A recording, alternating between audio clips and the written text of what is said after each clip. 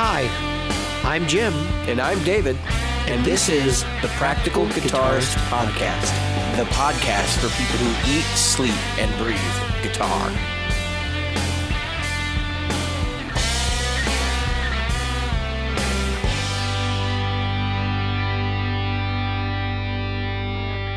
Hello, Jim. Hello, David. That was a terrible, terrible job I just did there. We clapped, and then I just said hello, and I didn't count us off, and I feel like I gave us some really bad juju this evening. It's one of those days, man.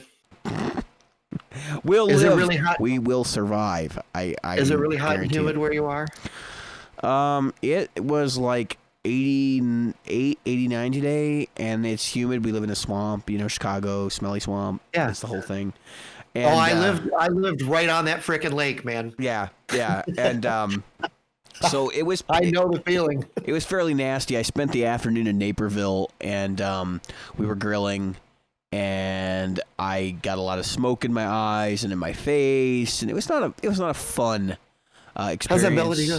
Smoke gets in your eyes. Well, so I didn't set up the grill. Normally, I would turn it so that the smoke is blowing away from me, but the grill was already set up when I got there, and I was like, I Go to guess your I mom's? just have to deal with it. No, I was actually at my brother's today. Oh. Yeah. He's got his own place again? He's always had his own place. He hasn't lost it I yet. thought He's he just was moved for some back reason, in, and he's been back Yeah. and forth due to health concerns and everything else. It's like a whole. It's like, where's he at today? But no, he's in good shape right now. He's at home, and so we did the Father's Day thing down there.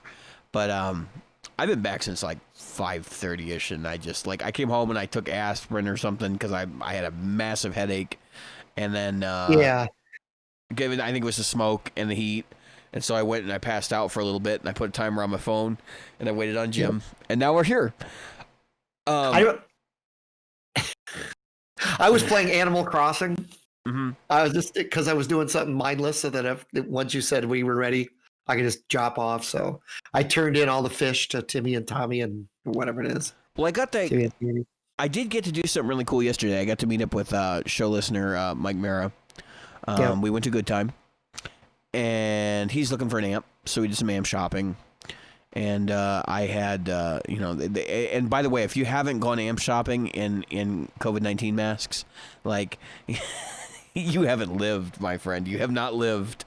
About every 20 to 30 minutes, I wanted to go outside of the store and take my mask off and just stand there and like let the air hit my face. It was an experience, to say the least. Actually, some cool stuff happened. He played the Fillmore. He really likes the Fillmore. He's going to look at some other stuff probably. But I have a strong feeling that the Fillmore will probably end up being the amp there. And he played it. And then I had the Fillmore profiles from HW. No endorsement here. And I hooked those on there. And then we played the Fillmore profiles against the actual Fillmore. And the differences between them were like, not a whole lot. Yeah. Obviously, they weren't tweaked the same. However, HW tweaked the amp. He tweaked it differently than Mike had it set up, but you could tell they were the same amp. Yeah. And we did have, like, I let Mike play it for a minute, and then he's like, it doesn't feel the same. And I turned the compressor off, and he's like, okay, like, all right, there it is, because there was so for whatever reason, HW puts a lot of compression on the front of his profiles sometimes, and in that case, like, that totally cleaned up the profile, the touch sensitivity. So as we turned the compressor off, it felt like a Fillmore does. So I'm preparing for Gearfest. I saw the list of celebrities, so to speak, for it. Oh yeah, I actually wanted to go through some of them on the show. Let me pull it up. So they're doing it online this year. Obviously, they've canceled the in-person event for obvious reasons. And they finally did the finalized list of who's going to be presenting. So among the notables for guitar players, for people that are like really into guitar players, you got Nile Rodgers, you got Slash. Yep. I'm looking forward to Nile Rodgers a lot. I am too. Looking to see who else here steps out to me. Richie Faulkner. Yep. Which I think he's done it before, but not recently. Ricky Skaggs is going to be on there. Billy Gibbons. Todd Rundgren. The only question I have for Todd Rundgren is how did he get the car crash sound in Battle to Hell? Lita Ford will be there. And it'll be interesting to see how much they try to emulate like the real Gearfest experience this year. So I'm going to kind of rate them on a scale of 1 to 10 as to how how much it's like the real Gearfest when you actually go there. Some notables that we saw last year, we saw Fab DuPont's session last year, and he's a mixing engineer, producer, educated, and multi-instrument musician. He was there on behalf of UAD and did a mixing session with I don't remember what the name of the other gentleman that he was with, but he was like a 4-time Grammy winner and a pop producer. And I learned a ton from that session. They were showing things that I was like, wait a minute. Like these light bulbs started going off. One of the bass drum sounds they showed on one of the songs had like 9 compressors on it. And it was like just like a half a dB of compression here and like a half dB here, and it added up as they started muting and unmuting these. I mean, it just completely created the sound, and I just sat there and I went, "Wow!" And they explained why. They were like, "Okay, so each compressor is an EQ, like an EQ, basically, and they're just using it for filtering and shaping." Yeah. And they sort of know what the recipe is because they've done it before.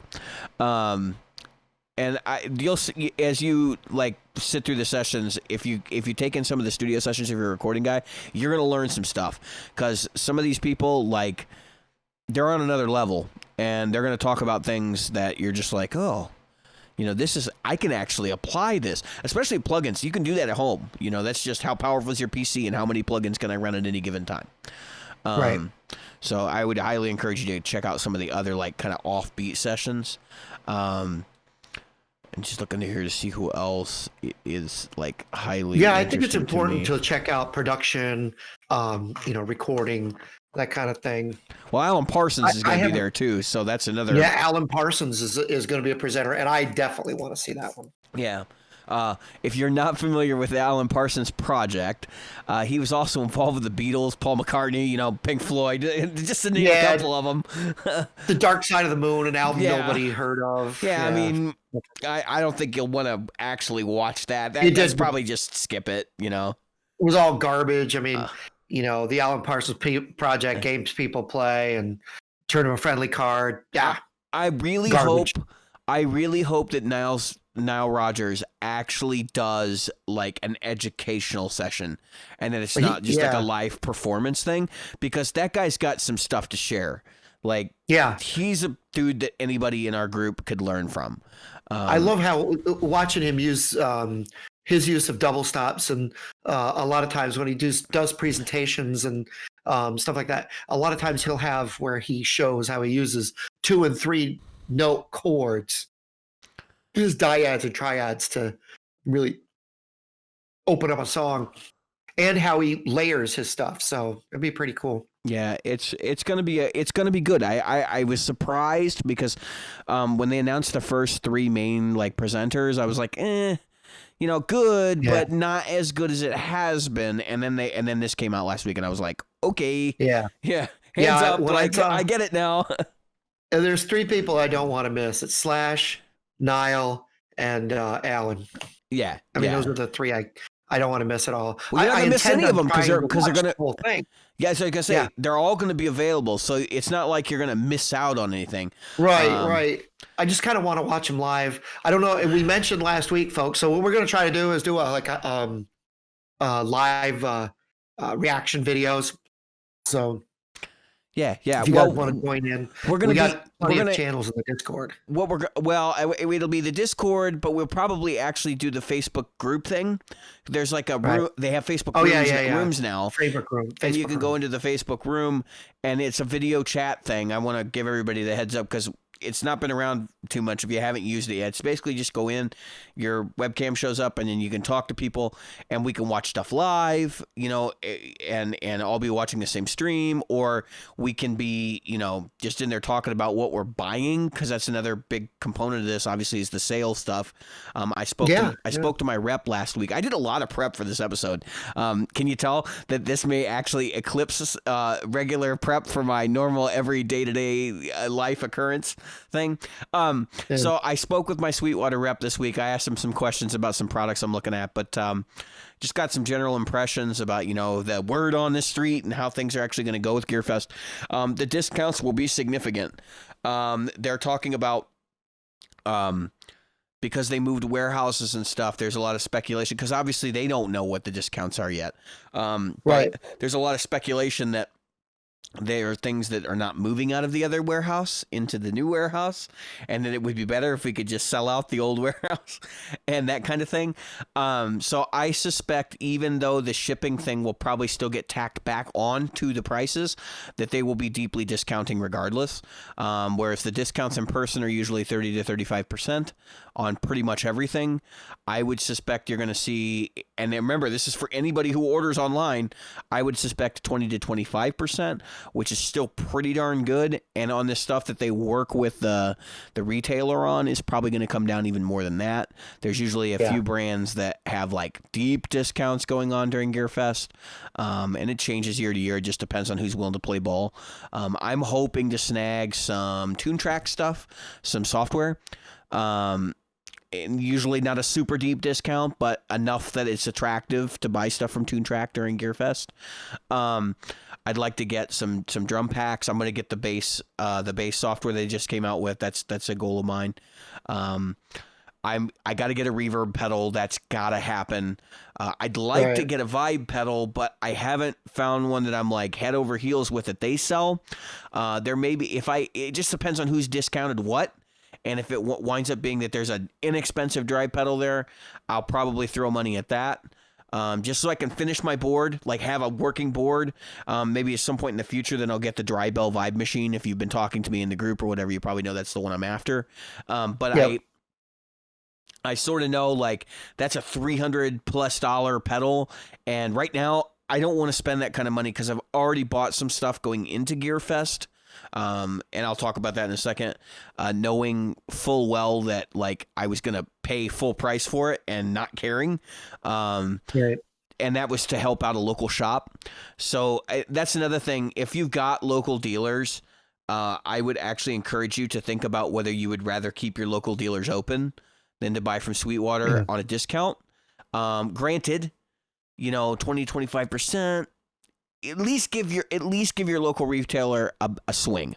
And I would say call up your local shop and be like, hey, look, they got this on sale over here. Can you do me a similar deal? It doesn't have to be the same. Right. Even if it comes in at more, if they're willing to play ball with you, keep them open. Go spend the money over there.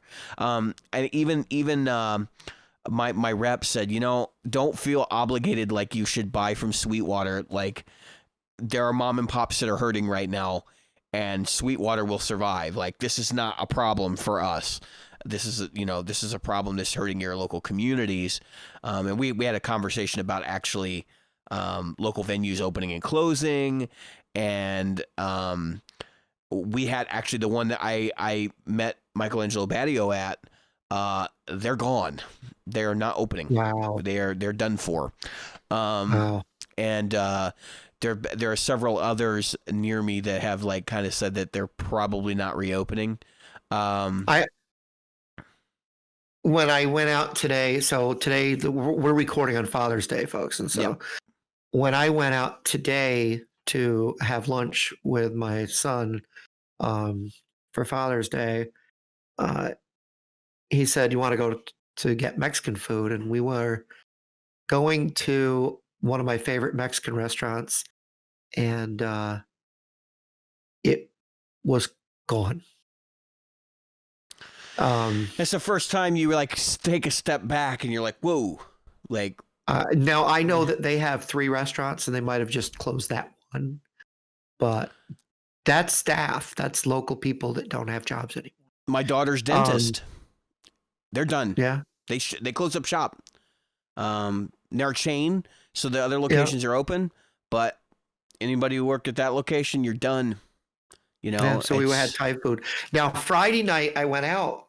No, Saturday night. I'm sorry, Saturday night, last night. I went out after the gym, and I got there at 9 thinking I had plenty of time. Um, and I got to see the band play for half an hour.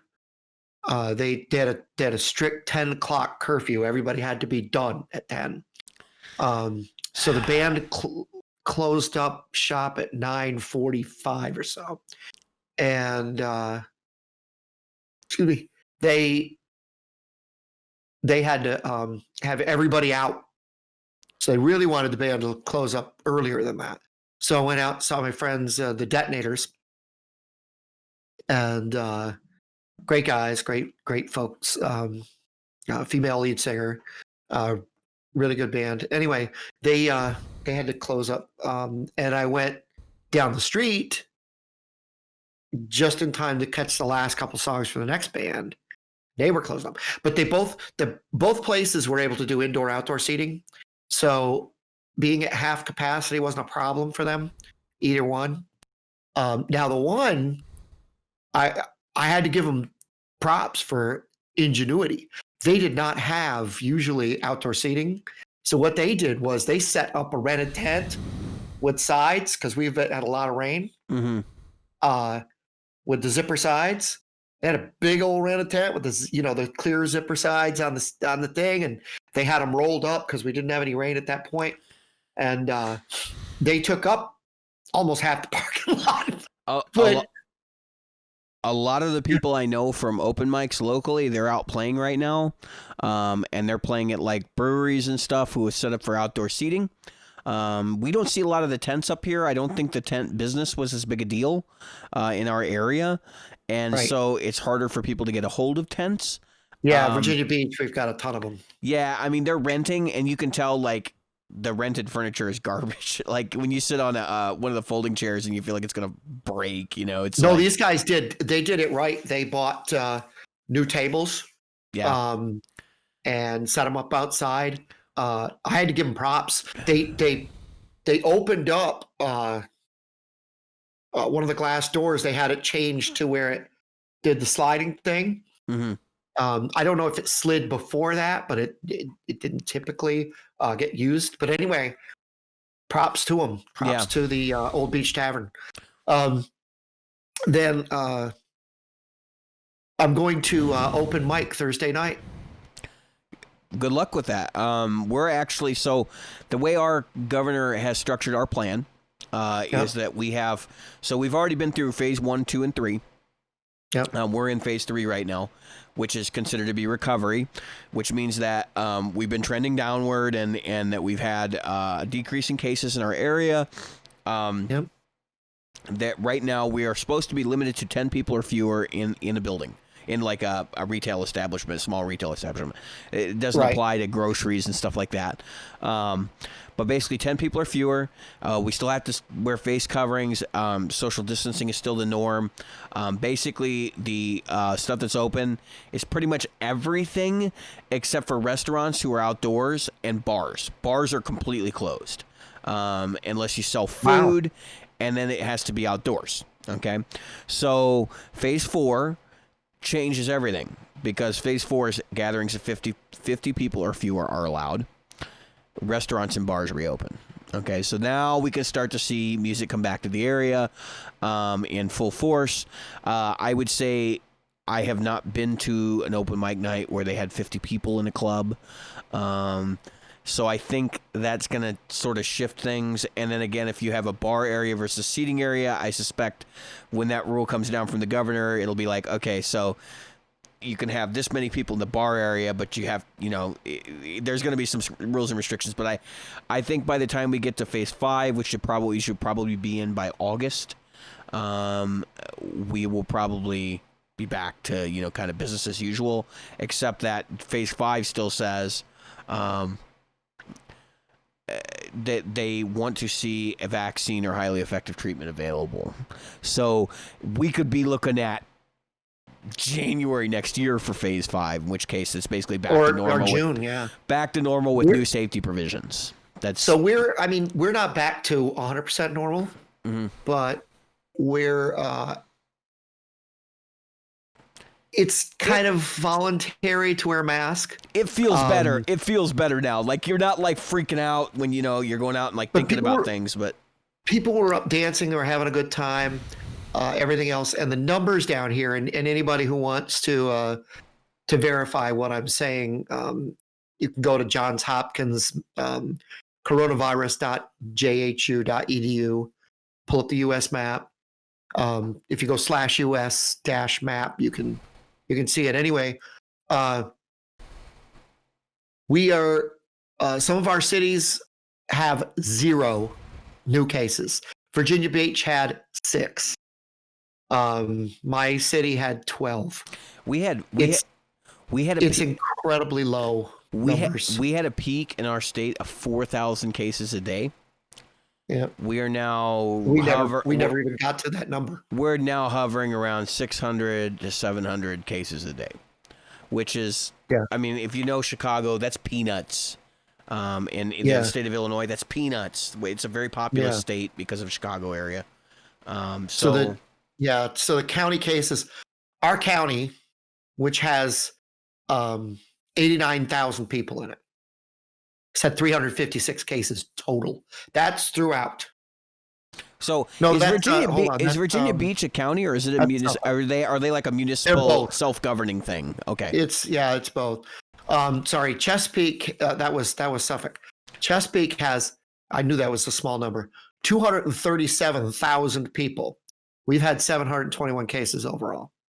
Yeah. The percentage, we've had 16 deaths, and as sad as it is, that's minuscule. That's flu season. That's car accidents. That's shootings, stabbings. Yeah, our deaths are down to 22 or something a day. It's that's a lot. We're having like don't 0. downplay that, but I'm just saying it's as far as per day, when they opened things back up a few weeks ago, that was 12. So we've had 4 in the last couple weeks. The most significant day was 191. So put it in perspective, like things are trending down. But you have millions of people. Yeah, we're not Texas, where like they're having an explosion of cases right now.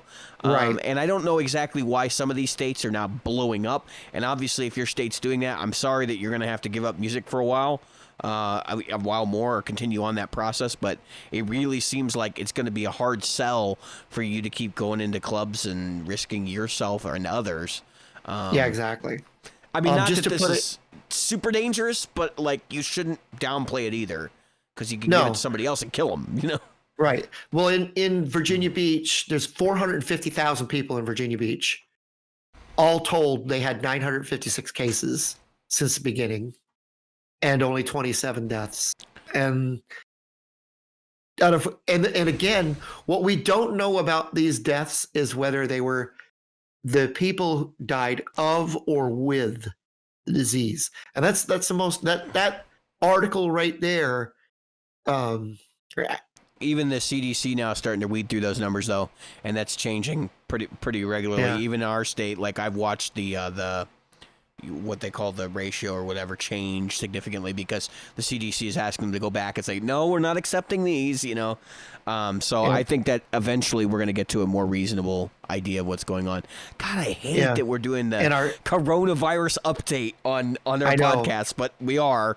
Well, I think it's important I don't want people to think that when I'm going out to these things, I'm endangering my son or myself. We've been as a matter of fact, here's what's funny. This is the first year I didn't even get a cold, and I can't say how long.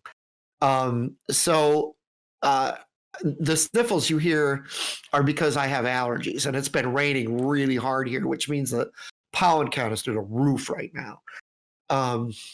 And I was taking Zizal, and I went off Zizal for a while. And now I'm on, and then I went on Benadryl. Now I'm back on Zizal, but it's just to keep the body shocked and stuff. Yeah. So But I just don't want people to think, oh, Jim is talking out his butt. And he doesn't have any numbers or anything to, he's just one of those people. If you're And wondering I'm not one of anybody people. If our audience or you is wondering what I'm looking at my phone because I actually shared a video right before we started the episode, and it was I shared it with a friend of mine, and it is a video of Brad Paisley at a jam session somewhere in Nashville playing with Robin Ford. Yeah, that's cool. And it's like a whole night of those two guys just killing each other. And it's kind of enlightening because I'll tell you, Robin Ford's tone in the cell phone videos, at least, doesn't cut at all. Like, you can barely hear him at times. But Brad is, like, absurdly overpowered. Anyway. Yeah. He does not play with a light thing. He's got a whole rail of amps that come out on stage. He's only got a Maz behind him, it looks like. So it's not in the video. It's not his typical rig. Oh yeah, for sure. He goes, but you know what? They don't run all those. So like one's for one song and one's for another. He does. His stage volume is quiet. He's typically wanting a dry rig.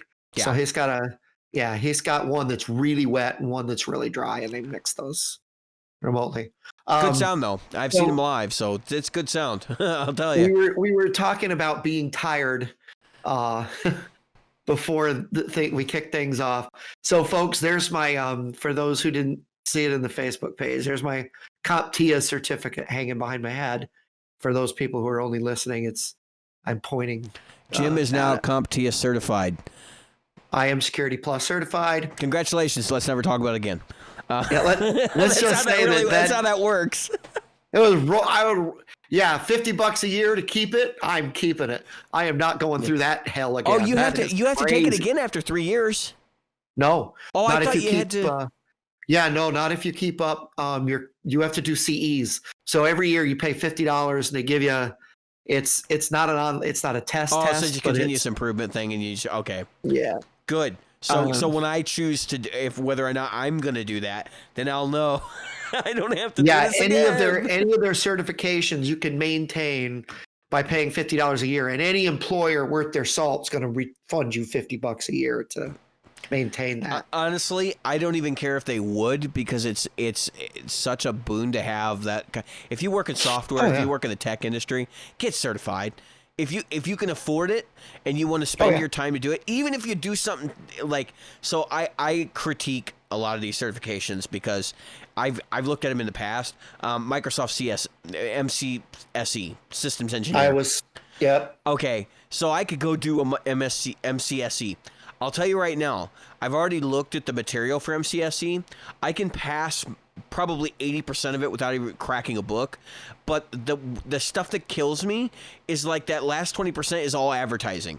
It's stuff that nobody uses, that they're this is a big feature of our product, and nobody's going to use it. Like, here's how you load balance, SQL in 2 locations, with, I mean, it's like nobody's using that. Not in the kind of jobs I work at would I ever use that. It's totally ridiculous for me to even, and for me, like, I've never had to certify. I go into these situations and it's usually like, okay, you know your stuff. They may ask me like a programming question as part of the, or like how would you do this with PowerShell, or how would you do this with SQL kind of questions. I got my current job actually. Write me a SQL statement, and I didn't even write it down. I said it out loud, and it was like, okay, he knows what he's talking about, and that was enough. So the certification, I think, is important, because I think in a lot of jobs they want to make sure that you've actually like put the time in, and that you're really serious about your career. But I think in terms of knowledge for IT related stuff, it's not as critical unless you're in a government sector or if you're in a corporate sector. Right. In government, it's mandatory, because they got to have some way of saying to the public, hey, we made sure this person was certified. Yep. Because after John Snowden, Snowden blew it for all of us. I'm going to tell you that right. So yeah, and I'm being serious about that one. So I have been, since I was since I left the Navy, which was in 1999, I've gone to Red Hat Enterprise Linux courses. I've been to where you would get a certification if you wanted to. I was an MCP and an MCSE for a while. I was, Cisco certified. They had, I think they still do the same thing where you build, what was it? You build an office, then you build a building, and then you build a campus, and then you build a bigger WAN than a campus. So, and there were different certifications based on that. And I can't remember. One of them's got the word campus in it. The other one's got the whole WAN thing in there. But I never thought that I needed again, so I let everything lapse, and that was stupid. So I don't recommend that. So back to Sweetwater for a minute. So Sweetwater cancels the in-person event, right? Yep. What if you're like the guy who doesn't forget, but doesn't get the notification that it was canceled, and you show up at Sweetwater expecting the event to go on, like you drive from out of state or something? Could you imagine what that would be like to show up there and like there's no tents? They can't let you in. No, the store's open.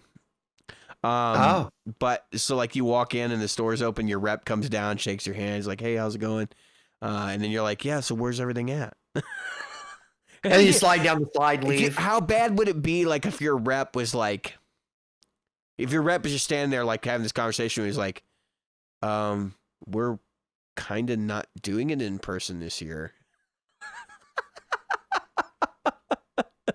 Yeah.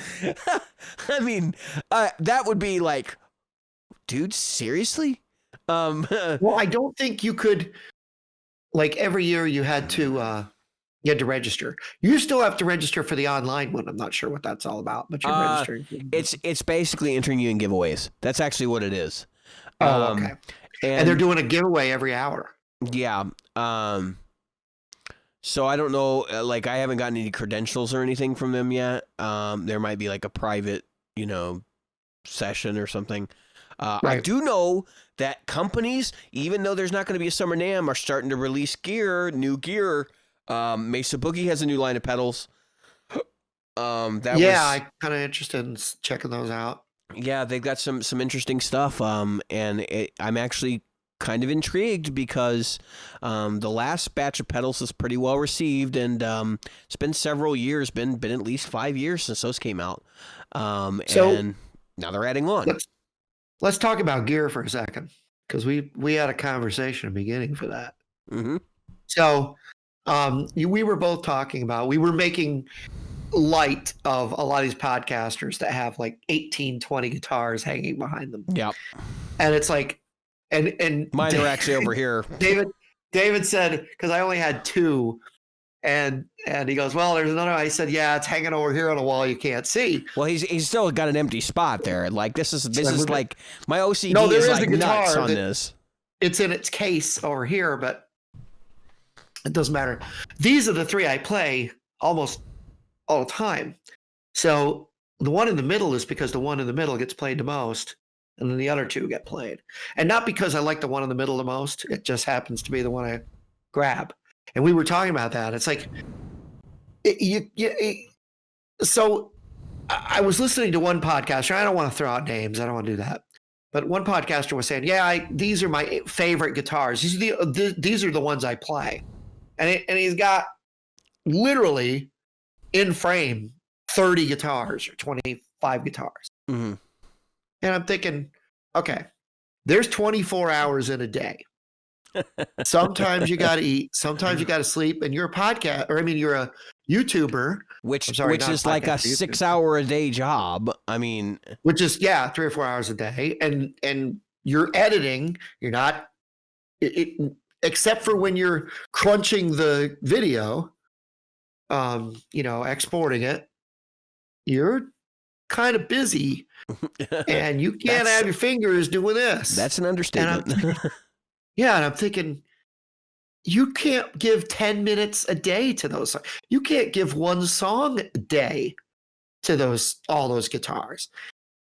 And um it kind of resonated with me because owning I would think, this is me personally, I don't know, I can't vouch for other people, but I know when I owned a lot of guitars and I had them out of their cases and everything, I'd get, what do they call it? Something paralysis. Option Paralysis. paralysis. You're like, do I play the Strat with this, or do I play like? Do I play the Strat with humbuckers? Do I play the Les Paul? Do I play the P90s? Do I play, do I play the PRS? Do I play the, Sure. And it starts getting where, even when I was playing bass, I had 5 or 6 basses, and I would go, do I play the Fender? Because I actually had 3 Fenders. I had a Jazz, I had a Deluxe Precision. Yeah, which and is I had basically all you need for bass ever. Yeah. And I had and I actually didn't need 2 of them. And I had a wire or a fretless Jazz, because they didn't make a fretless Precision. I'm actually more a Precision guy than a Jazz guy. Yeah, and I like jazz bass myself, but yeah, and everybody's got a different preference for that. For me, it's always about. And then I had my Rickenbackers, like, okay, and then I had another bass, and I'm like, and I had a LTD, and I had another one, and I almost always just played the Precision. I would switch in and out, and unless I was doing old Pink Floyd, I stuck with the Precision, because for the Pink Floyd stuff, I was doing the Rickenbacker. Really? Yeah, but it's because Roger Waters was a Rickenbacker user back then. I'm talking about Arnold Lane and that type of like thing. the early stuff. All the way up, all the way up to Time, and then he switched to playing a Precision or a Jazz, one of the two. I didn't really follow which one I didn't care. I thought he was a jazz guy, but I'm not sure. I'm not sure. Yeah, Waters' tone didn't matter to me that much. Yeah. And it was funny because I loved Geddy Lee, and Geddy Lee then admitted that most of the records were with freaking Precision, with a jazz bass. And I was like, you son of a. Well, he's been a jazz guy for a long time. Yeah. Yeah. I mean, personally, when I was younger, I had one main guitar, and then I have like 3 in cases, and they would never get played. I would play the main guitar constantly. And it got to the point where when I got my first like quality guitar, and I mean quality just when I spent a lot of money on, right? That became the main, right? And that was my SRV Strat. And I played that a lot, and I almost never played any of my other ones. But now that's all changed, and it's not really just the tonality differences. Like, that's not really what drives what's going on here. Actually, I just like to have different stuff to play. I get bored. And in all actuality, I probably play 1 guitar a day. There's no rotation. It's just, what did I pick up that day? Right. And I do play my 7-string a lot when I'm, like rehearsing, because my music uses a 7-string a lot. And it's probably going to continue that way. But I tend to like err more on the side of my 6 strings when I'm playing around the house, or I'm jamming along with tracks, or if I was to go to like a jam night, I might take a 6-string instead, because I have had issues taking the 7. I know that people, like, if you're not super familiar with a 7 and you see me playing chords on the low B, translating that, it like doesn't work for certain people. So you're more going to be more successful if you take a 6. Right. And I have 2 6s. I mean, I have my S500 here, and then I have my Godin LG P90. And if I'm studious in my editing, I will remember to put those somewhere on the screen here, so that you can see what those guitars actually look like. Where you can see. And then I have the Kiesel, of course. I have a white Stratocaster. I don't think it's a great player. People still like that guitar. They ask me about it all the time. I have a red G&L Legacy that I bought as a pickup mule for the show, which, by the way, the P90s are coming. I literally cannot get an hour to install pickups and do the video. So That's probably going to happen this week because I've got some vacation time scheduled for Thursday, Friday, and Saturday, which I will not be driving. So hopefully that will get done this week, which is funny because I actually made those pickups last year when I was at Gearfest, or I made one of them anyway. And so there will be the video will include me making them. I have footage of that, a conversation with Nick about them as we were doing it, which is really interesting, and you learn a lot from that. I don't think we actually filmed the whole process. We filmed most of it, and of course I'll have a little blurb talking about the pickups. I'll do a before and after. I'm going to try to play in a mix of some sort, probably just one of my songs, and give people an idea of what they sound like. And then we'll give them away, right? That's what we do here. So if you're interested and you want to follow along with the show and you're following us on your YouTube, this is the first time you listen to us on YouTube or watch us on YouTube, please hit the like and subscribe button below. I don't like to say that every episode, but that's how you can find out when we do the giveaway. So there's that. And then we got some new T-shirt designs coming too. So while we're on this whole here's how you follow the show. Teespring. We're switching over to Teespring. I revamped some of the designs that we've already done. We have one up now. We're waiting on them to come in to do the proof, and then once the proofs are good, then we'll open the floodgates for everybody. I think this design is really cool. But maybe people won't like it. So I ordered the pedal one in blue. That's the only one that's up right now. I've got the tonal hierarchy is going to move over as well, and I'm going to do another one with our logo. I've got some cool ideas for that. Cool.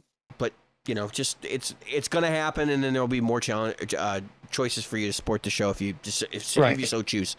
So. Yeah, let's go back. So to the option paralysis thing. Sometimes I gotta be honest with you. So I got 2 amps here, right? Mm-hmm. Sometimes my option paralysis, what amp? Or it'll be, I'll be like, I want to drive the signal. Which drive pedal am I going to use? Or which fuzz pedal am I going to? I got 2 fuzzes, effectively, because the 50/50 is set pretty fuzzy. I'm like, do I use 50/50 on the higher gain side? Do I use the dark side? And you know how, like, I don't know it's because of what COVID did, or I have no gear envy. I have 0. I don't care. You probably have more choices than you know what to do with, is probably your problem. I'm already where I'm like, do I use the Caverns or do I use the MXR? Carbon Copy Deluxe. Here's what's really going to drive you nuts, Jim. Doesn't matter. Yeah, that's it. Do I use the Univibe? Do I use the MXR Eddie Van Halen Phase 90? Do I use the chorus pedal? It's like, at that point, does it really matter? Well, that's why I trimmed my board down to nothing. I mean, because I was like, I don't need all this crap. I need a drive. I need a fuzz. I need, and of course, I have 2 fuzzes because the only reason being that one works well with everything, and then one works really well in certain situations. And then I have like a preamp, and I'm gonna add a reverb and a Univibe, and that's it. There's nothing else on my board, and there won't be. There's no reason to have anything else. Like for me, I just need stuff to stomp on when okay, so I need a little bit drive. Hit the drive pedal. Like I used to be the guy who's like, I want every pedal for every possible situation. Like I want a big muff and a fuzz face. So I can hit the big muff for this and the fuzz face for like, it just got nuts to the point where I was buying switching systems, and I suddenly started to realize, what am I doing? Like, I'm going to use a driven amp. I'm going to run a friggin' overdrive into it, or I'm going to run a fuzz. Like, that's basically the way that 95% of my sounds work. And once I took that step back, I realized that knowing what you have, just the 4 or 5 pedals you have available to you, better actually works better for me than having 25 pedals I don't know very well. So on the Marshall, which tends to be my go-to amp, Just not because it's better than the Fender. I'm not saying that. It just tends to be the one because it's sitting right here. Guitar, amp, pedals, on, go. And I think that's probably the most important thing is to make it comfortable and fast for you. Whatever makes you, the user, right, most comfortable, most quick. Find the fastest way to get to your comfort zone and stay there. And so the Angry Charlie might get turned on. Angry Driver, and then if it's Angry Driver. I'm sorry, you're absolutely right. The Angry Driver might be on, and I might hit the delay. And if I'm using really upper frets, I'll hit the compressor. That's about it. That is it. I would have thought that I'd use more stuff. I was like, oh no, I'm going to wind up using that. All that caverns is going to get used. Oh no, it doesn't. It doesn't get used hardly at all. And I turn on the carbon copy and I leave it. And you know what? There's nothing wrong with it. Like, this is why I said, so the way I structure my boards is I have a modulation section. I have a drive section. And when I say section, I mean like one pedal. So I have a modulation pedal. I have a drive pedal. I have a fuzz pedal. In my case, I actually have two fuzzes for different situation. And then I have the preamp because I use it for going to open mics. And I have a reverb. I mean, I don't even run a delay. And I could, but I'm just kind of sitting there like, I don't really even need the delay. Like, as long as I have a reverb. Yeah. If I have the reverb, it's fine. Like, I don't need a delay. And so once you stop and you think about, like, I really just basically run 4 categories of pedals, and those are the same 4 categories everybody else runs. People place a lot of emphasis on, like, does my Phase 90 match the sound of the Phase 90 on this specific song? And it's just totally unnecessary because the audience doesn't know.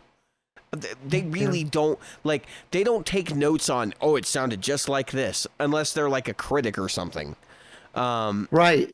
And just being close enough is enough. In fact, if I don't find a vibe pedal at Gearfest, I'm just going to keep my Warped Vinyl on the board for a while. It's not nobody's going to be like, oh my gosh, that's not a Univibe, like, and you're playing that Robin Trower song. No one will ever. Everybody's going to laugh at you now. Yeah. Well, I think some of it has to do with, like, obviously. The way you approach that stuff too, though. So, like, if you come in and you're like, no, I'm not going to be a total traditionalist about it, or it's just that, like, this is the way I do it. And if you come in with that attitude and your playing has that attitude to it, I think it changes, like, even the guys in the room, they're like, yeah, I remember when Bridge of Sighs comes out. The guy that's, like, outside smoking after the song, like, I remember when that song came out. That guy's not going to be like, he's not going to stop you and be like, man, your version sucked because you didn't have a 1971 Univibe, like. Yeah. That 72 Univibe sucks. Right. So just be happy with what you're doing.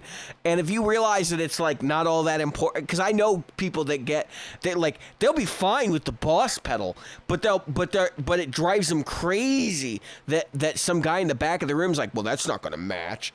And don't stop worrying about that, because I've never had that happen where somebody comes up to me and says, that didn't sound like the phaser on that song. Like, I'm talking a lot with my hands this episode. I've noticed this. I'm hardly moving mine at all.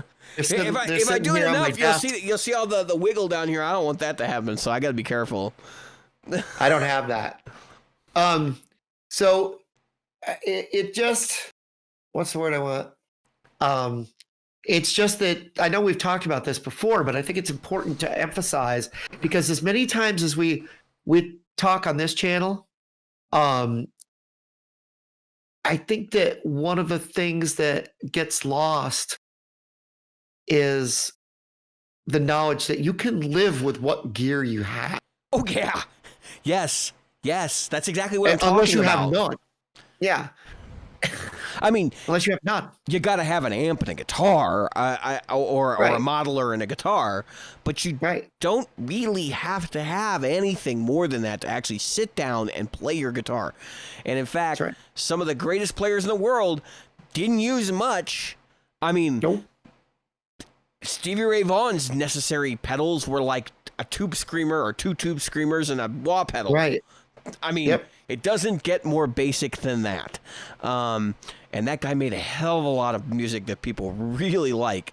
So that's why that's what I want to point out here is that don't get hung up on, man, I don't have this new piece of gear.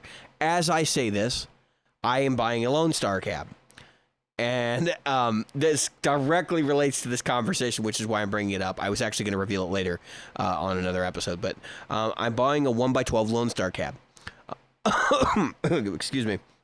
There are some good reasons for this, and there are some bad reasons for this. So I'm buying the cabinet because I am not happy with my V30 Mini Recto cab. It sounds okay with my rectifier at bedroom volumes. Or not a rectifier, my Mark V 25 at bedroom volumes. It sounds awful with the Kemper on certain settings. It's got a ripped paper sound that comes out of the speaker. It sounds like ripped paper, and it drives me crazy. And I know a lot of people really like that because it will cut in the mix, but the problem is you can't smooth it out unless you're pushing a lot of volume through it and you're causing the speaker to compress, which is a thing that I do when I run the Mark V in like a gig style setting. So I'm getting a Lone Star cab. It's going to happen. There's some other reasons behind this, but I'm going to go ahead and pick one up. And I was mentioning this to a couple of our show listeners, and they said, why don't you just take the back off of your Mini cab?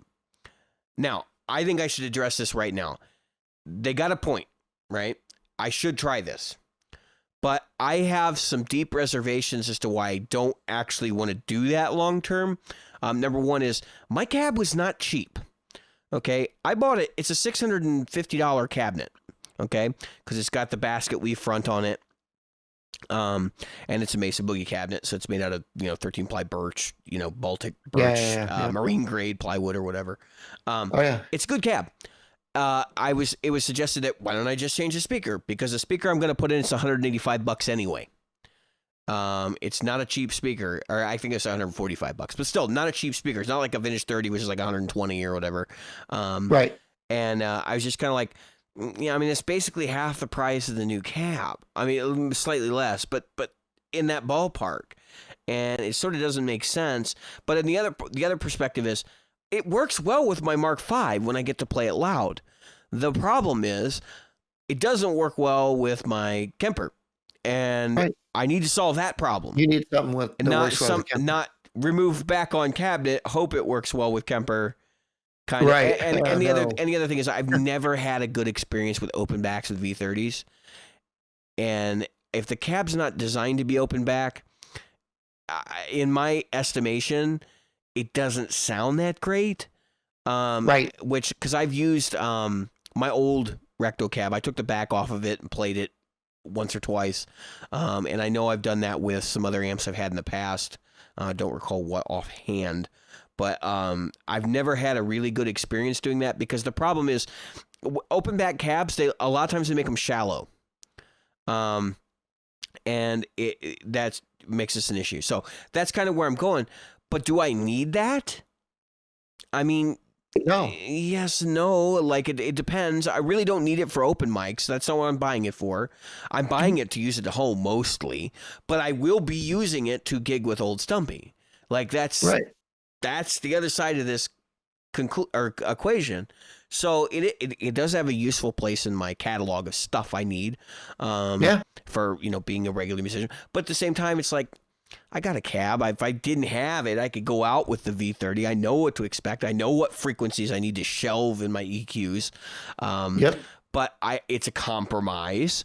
It means that I have to take up a block in the Kemper to do that. And there's some various reasons why I don't want to. So I'm going to spend the $420 or whatever it's going to. I think it's more than this, $470, I think, for a Lone Star cab. And I don't have any remorse about it. Like, it's money, but right now, fortunately, my financial situation is much better than it's ever been. Which I can't say that for most folks right now, and I'm just lucky at this point, and I know that situation is probably going to change very soon. So I'm trying to hedge my bets. But this is not something that's being done because it's like, well, I need this because it's an extra thing or whatever. There's an actual purpose for it. And I try to do things with purpose now. If I don't have a purpose, I don't waste my money anymore. Yeah, no, I was sitting down, like I said, I'm using the clean channel. Gain's a little bit over half. I push the gain until just before it breaks up. And that way I can break it up with the pedal. Yeah. Easily. Mm-hmm. And I could back off and clean it up easily too, even with the pedal on. Going back to that session at Sweetwater last year, this relates to what you're saying, where they were using the compressors as an EQ. That's what drive pedals do. Right. And people seem to forget, like, oh, well, no, it just makes your amp more saturated or whatever. Like, no, you boost it with a drive pedal because it changes the frequency response of what your how your guitar is coming out. This whole transparent boost thing, transparent drive thing, is like kind of ludicrous to me. The biggest misnomer. It's kind of ludicrous to me because it's like, well, the way I want it to work is like, I actually wanted to change the signal. If I didn't want it to change the signal, then I'd want it to be a boost pedal and just a clean boost with no contouring. But I haven't found a clean boost that's that way yet either. So, I'm using the go ahead. What is it? The TC. I have the Spark. I almost said Sparkle Drive, but that was Voodoo. The TC Spark. In order for me to close to, and they say it's close to neutral. The Vertex boost is another one that gets touted as that. But at least with the Spark, like, there are internal dip switches that basically tell you there's some sort of tone filtering going on in this pedal. And I'm like, and I also know that just boosting the volume changes the way that your ear hears it. Now, it's not the same thing as changing the input to the amplifier. You can not linear, but you can boost a signal and not have to mess with the Fletcher-Munson dynamics and all that stuff that happens, just to get a little bit more saturation out of your amp. The question is, so I would think that a truly neutral boost would actually have to go back the other way and boost the frequencies in such a way that it matches the loudness curve. Yep. So that you would hear it as being transparent. But by its nature of being transparent, it is no longer transparent because it is doing a filtering process to make things sound just louder, but not with any EQ differences. This is something that I've wasted a lot of time thinking about in my life. And none of it really matters because at the end of the day, what are you doing? You're boosting the volume, and you can do that with a drive pedal. You can do that with some tuners. I've seen tuners with volume knobs on them. You can do it with a lot of stuff. Just do what makes you feel happy about it. And don't complain. I was just mentioning that because, like you were talking about not being satisfied with your speaker cabinet and the Kemper. I gotta be honest, I was cranking the Marshall again this week because I was finally done with my test. I was like, yes. Vintage 30 in that Marshall? Huh? Vintage 30 in that Marshall? I believe so. I'll have to look, but I believe it's a V30. I know that's not your favorite speaker for that, but no, I like it. I just was just asking because I wonder if you're having some of the same problems that I am. Yeah, no. And I got to be honest with you, it just sounds incredible. In open back. Yeah. Yeah, I know the cab dimensions are also very different too. So. Yeah, it's only that deep. So is that 18 inches? That's deeper than my mini recto cab is for sure. Yeah, they're shallow. Yeah, this guy's pretty deep.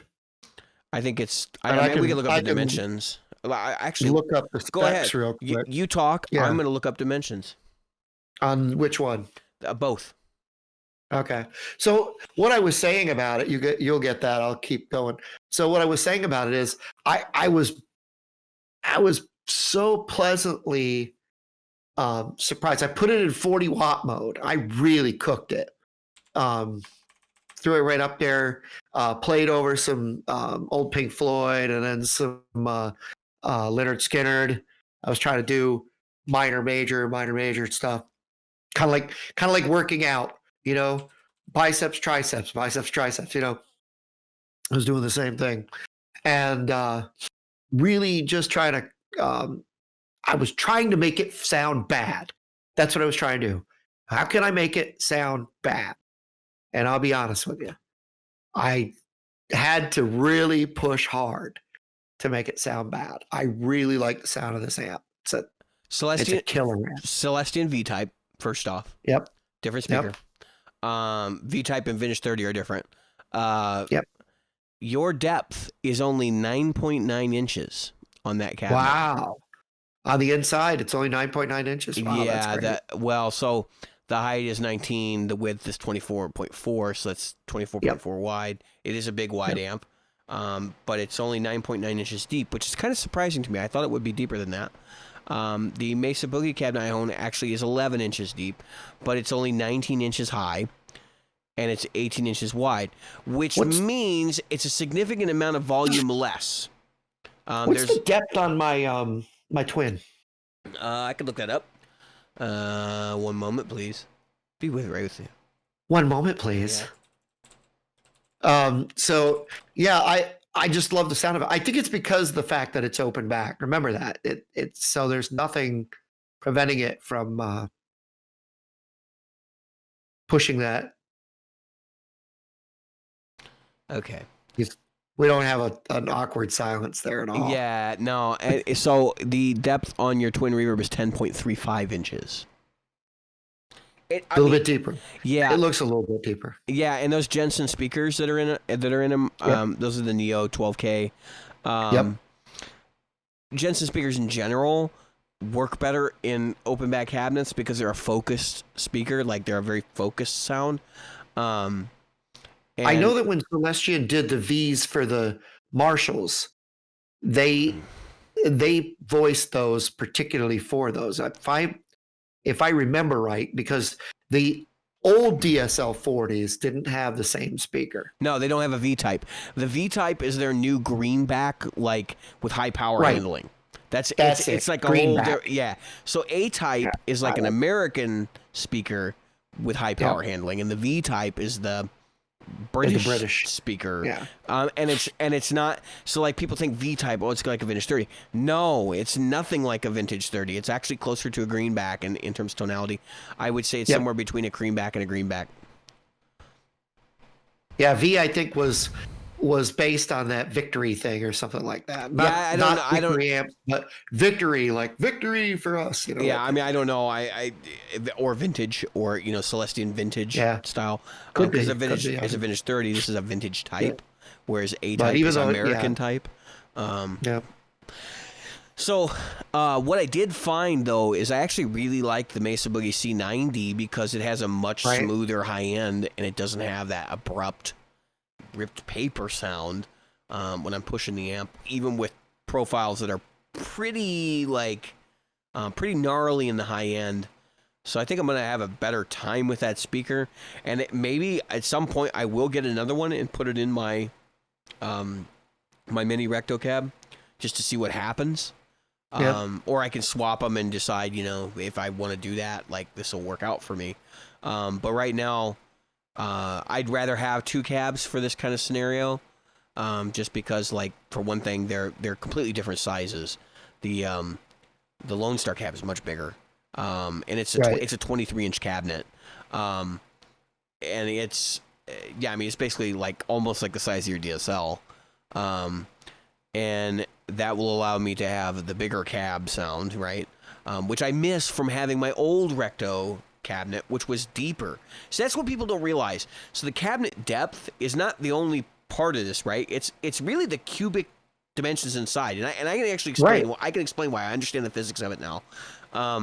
So when you have a closed back cabinet, what happens is a vacuum of air forms inside the cabinet caused by the bass being pushed out. How hard or soft that vacuum is similar to how hard or soft the vacuum of a tube is. And it has to do with how much leakage from like the speaker ports, for example, or not the speaker. Well, Right. if you have ports, yes, Well, that's ports, perfect. right. If you have ports, that's where air comes in to fill that void. Yep. And then of course you can get the woofy bass that comes out, right?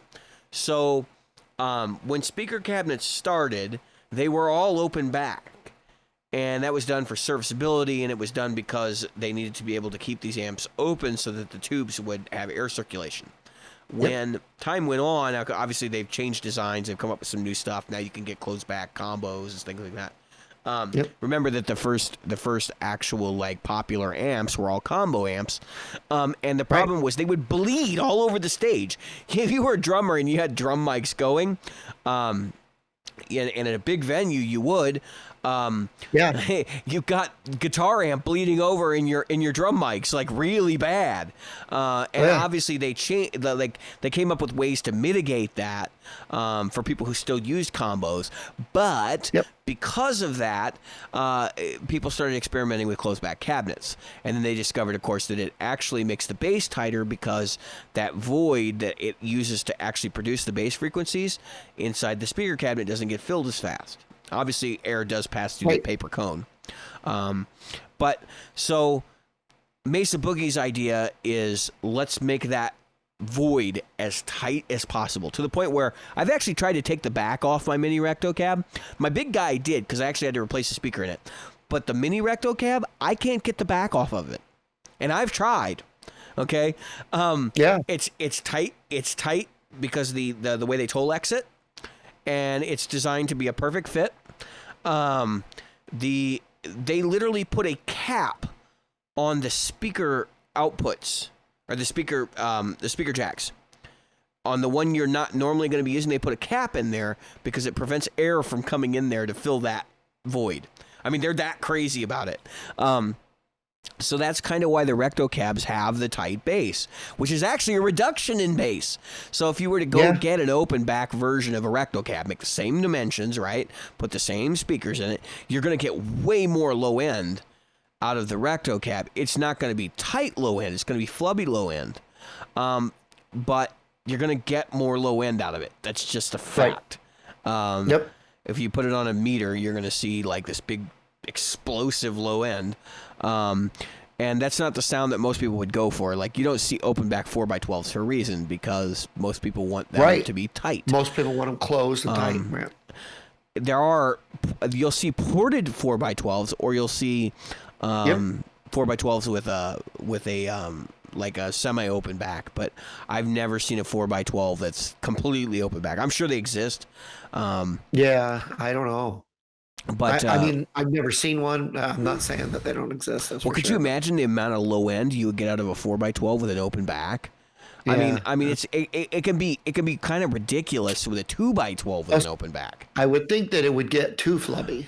That's what I'm thinking. Like, a 2x12 I could see, but not a 4x12. So the other thing I've also been told is that chaining these two speakers together in my Mark V 25 is like heavenly. And that's something I want to try, but that's not why I would be approaching a new cab. Right. But there's that. So I'm getting that from Good Time Music. That's something that I could buy from Sweetwater, but first off, Sweetwater's out of stock, which that doesn't have anything really to affect us. I would rather pay full price, because I'm going to pay it full price one way or the other, to my local guitar shop. And support them. And then the other thing is I'm getting the Kemper bag. I decided I'm going to go ahead and just do it. I'm keeping my Kemper for the long term anyway. So I'm going to get the bag so it's easier to carry around. It'll give me an open mic option. It'll give me a gig option if I don't really like. So one of the gigs that we were going to do is this farmer's market thing, right? And it really wouldn't make sense for me to bring a big amp and all that shenanigans. I could go to the farmer's market with my Kemper in a bag, guitar on my back, cabinet in my hand. Yep. And go through the cabinet is your monitor, and you basically it's my I would just bring my cabinet. I meant my head brush, and put it on the floor. That's my monitor. So I mean, that's your monitor, and then you've got doing all my The sound. camper output to the DI. Yeah. Right, and I can bring the bag, so if I have to walk a ways to get to the venue and the farmer's market, like, it's not going to be a pain in the butt to hold doors open and go through all that shenanigans. So that's the reasoning behind it. Obviously, luxury. You know, I could definitely use my existing rollaway for that. But I think that I'll get more use out of, like, so I go to my parents a lot and play. And that's another thing, is I can throw it in the bag and not have to lug this giant road case to my parents every time I go. Which I know for some people, like, manual labor is not a problem, but for me, I hate manual labor, and so it's easier if I'll do it that way. And it's not a huge investment considering the amount of money I put into the Kemper already. Buying a quality bag from Gator is not a huge investment. I would have actually bought this bag back when I bought my Kemper if it existed at that time, and it didn't. So, you know, there's that too. But I actually decided to go ahead and order that through Good Time as well to make sure that they got some. And that's the majority of what I'm spending is actually the cabinet and the bag. Pretty much everything else is just peanuts at that point. But I just wanted to make sure that I have things I need going into the fall. And, the only thing I'm thinking about getting is Spark still. I thought you had one. I was going to order one. Oh. I haven't ordered it. And it doesn't matter because they aren't shipping them yet anyway. So I'll wind up on some wait list and get one. Oh, you're talking about the Spark amplifier. I thought you were talking about the TC Electronics Spark boost pedal. The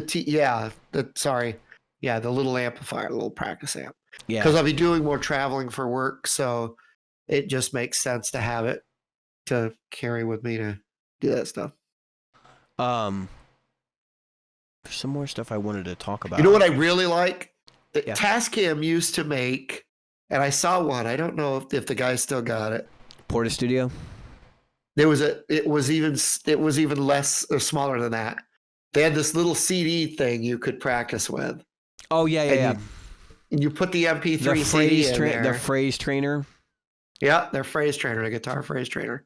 It's a little red CD player. Do they still make that? No, I don't think so.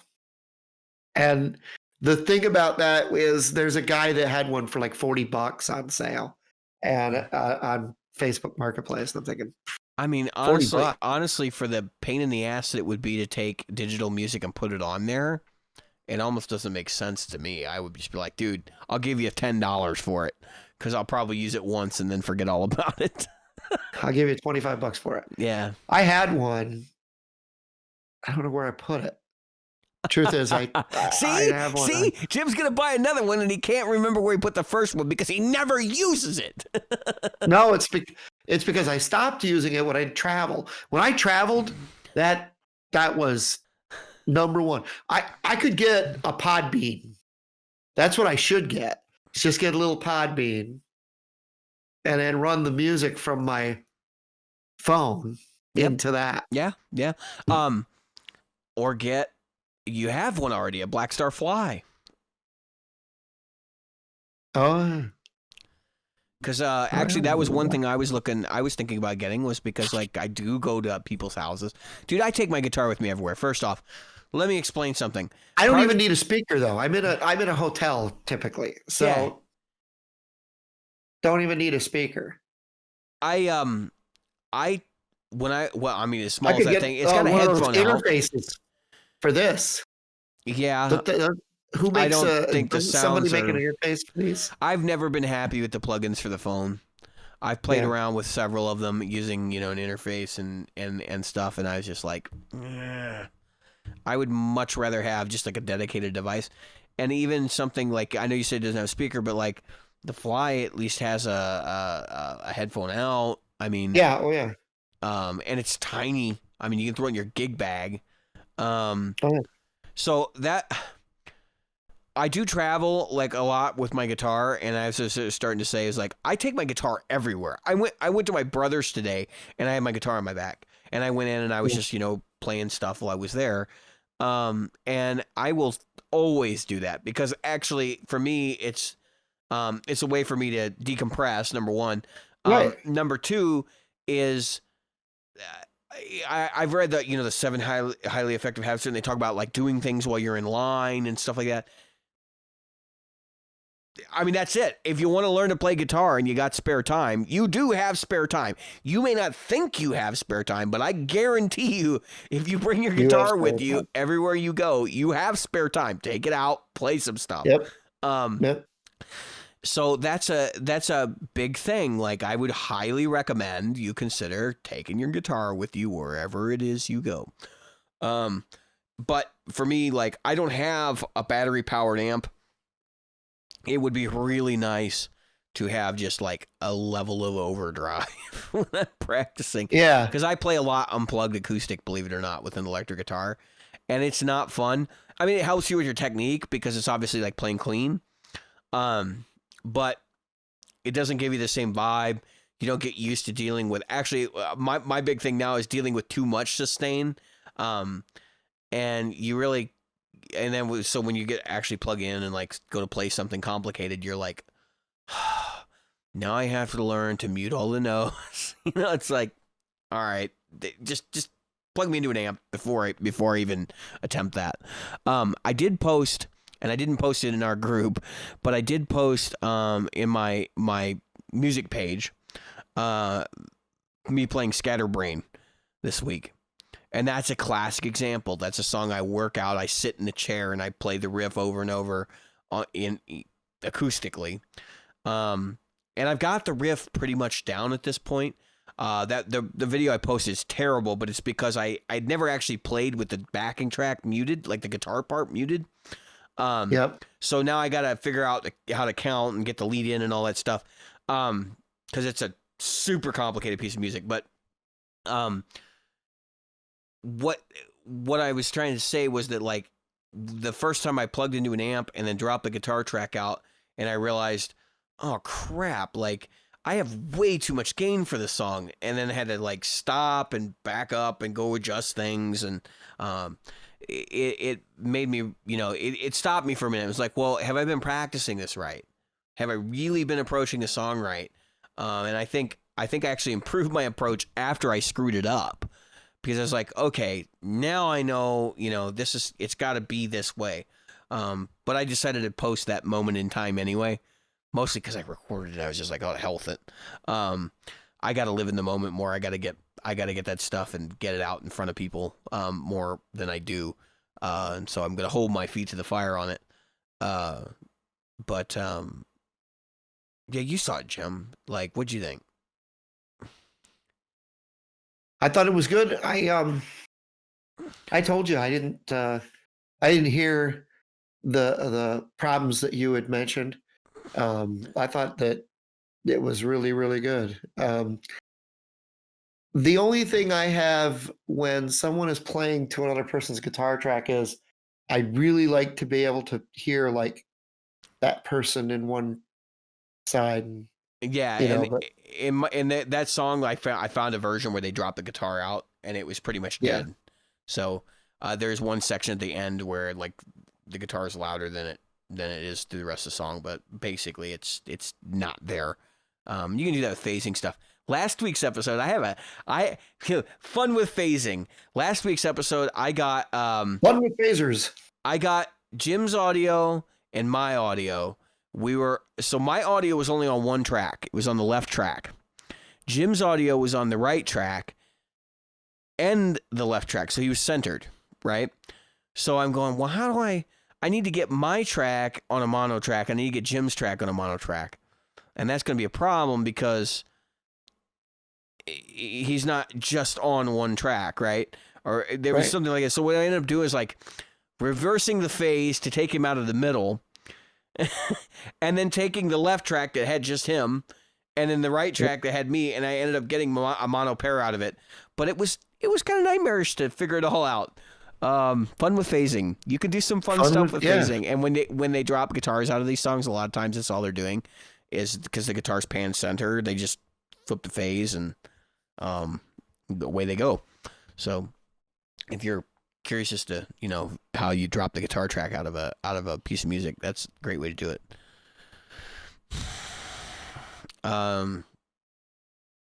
I did want to talk about some guitar playing stuff this week. I think if we just talked about Scatterbrain, that's been like my quest this summer.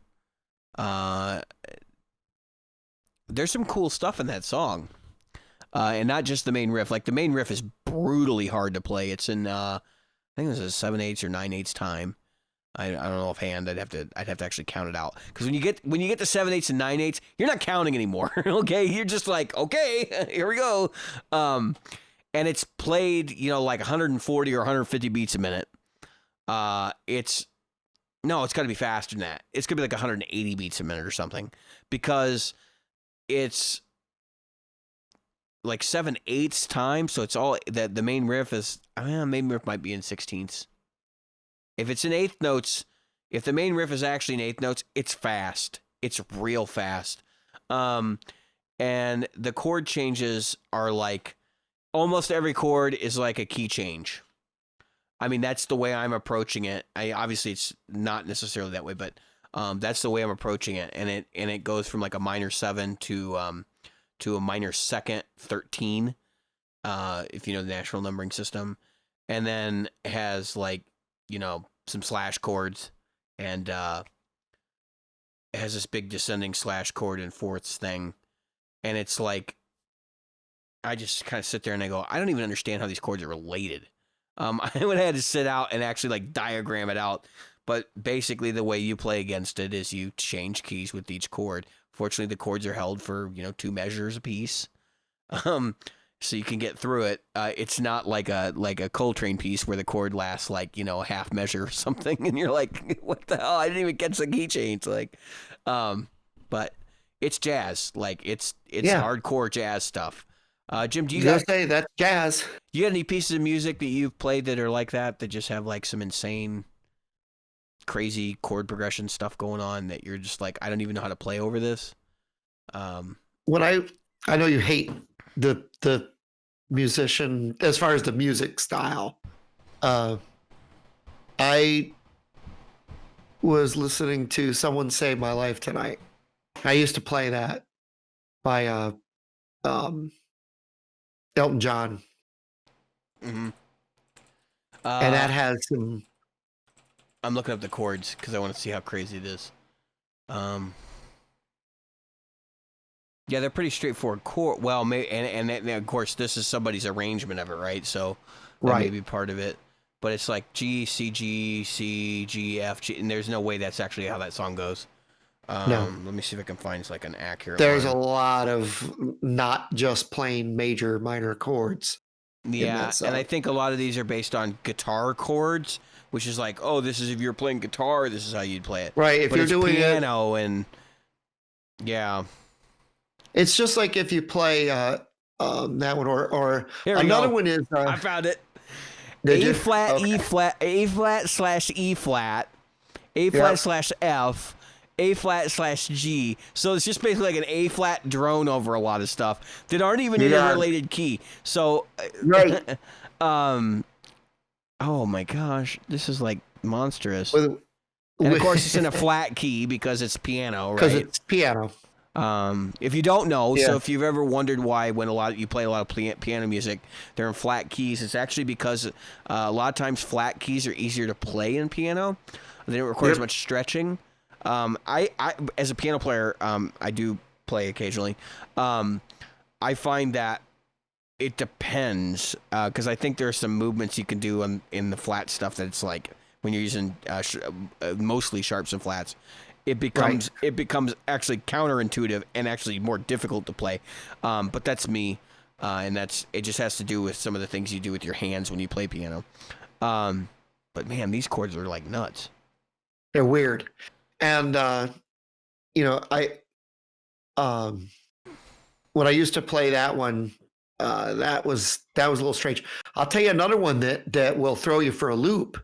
By a musician, you would think, oh no, his stuff is so easy. There's no way. Is Jim Croce.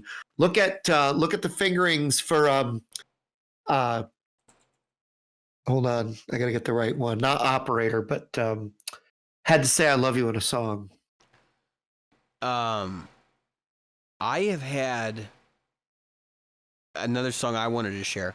So I learned a piano arrangement of Bohemian Rhapsody. Oh, And for guitar, right? So I cannot stress to you how many actual chords are in that song. Right. It is nuts. I'm looking at the chord chart right now, and there's 1, 2, 3, 4, 5, 6, 7, 8. 8 chords in a row. There's 1, 2, 3, 4, 5, 6. There 6, 7. So 6 chords with 8, and then 1 of 2. It's 48 chords or some craziness like that.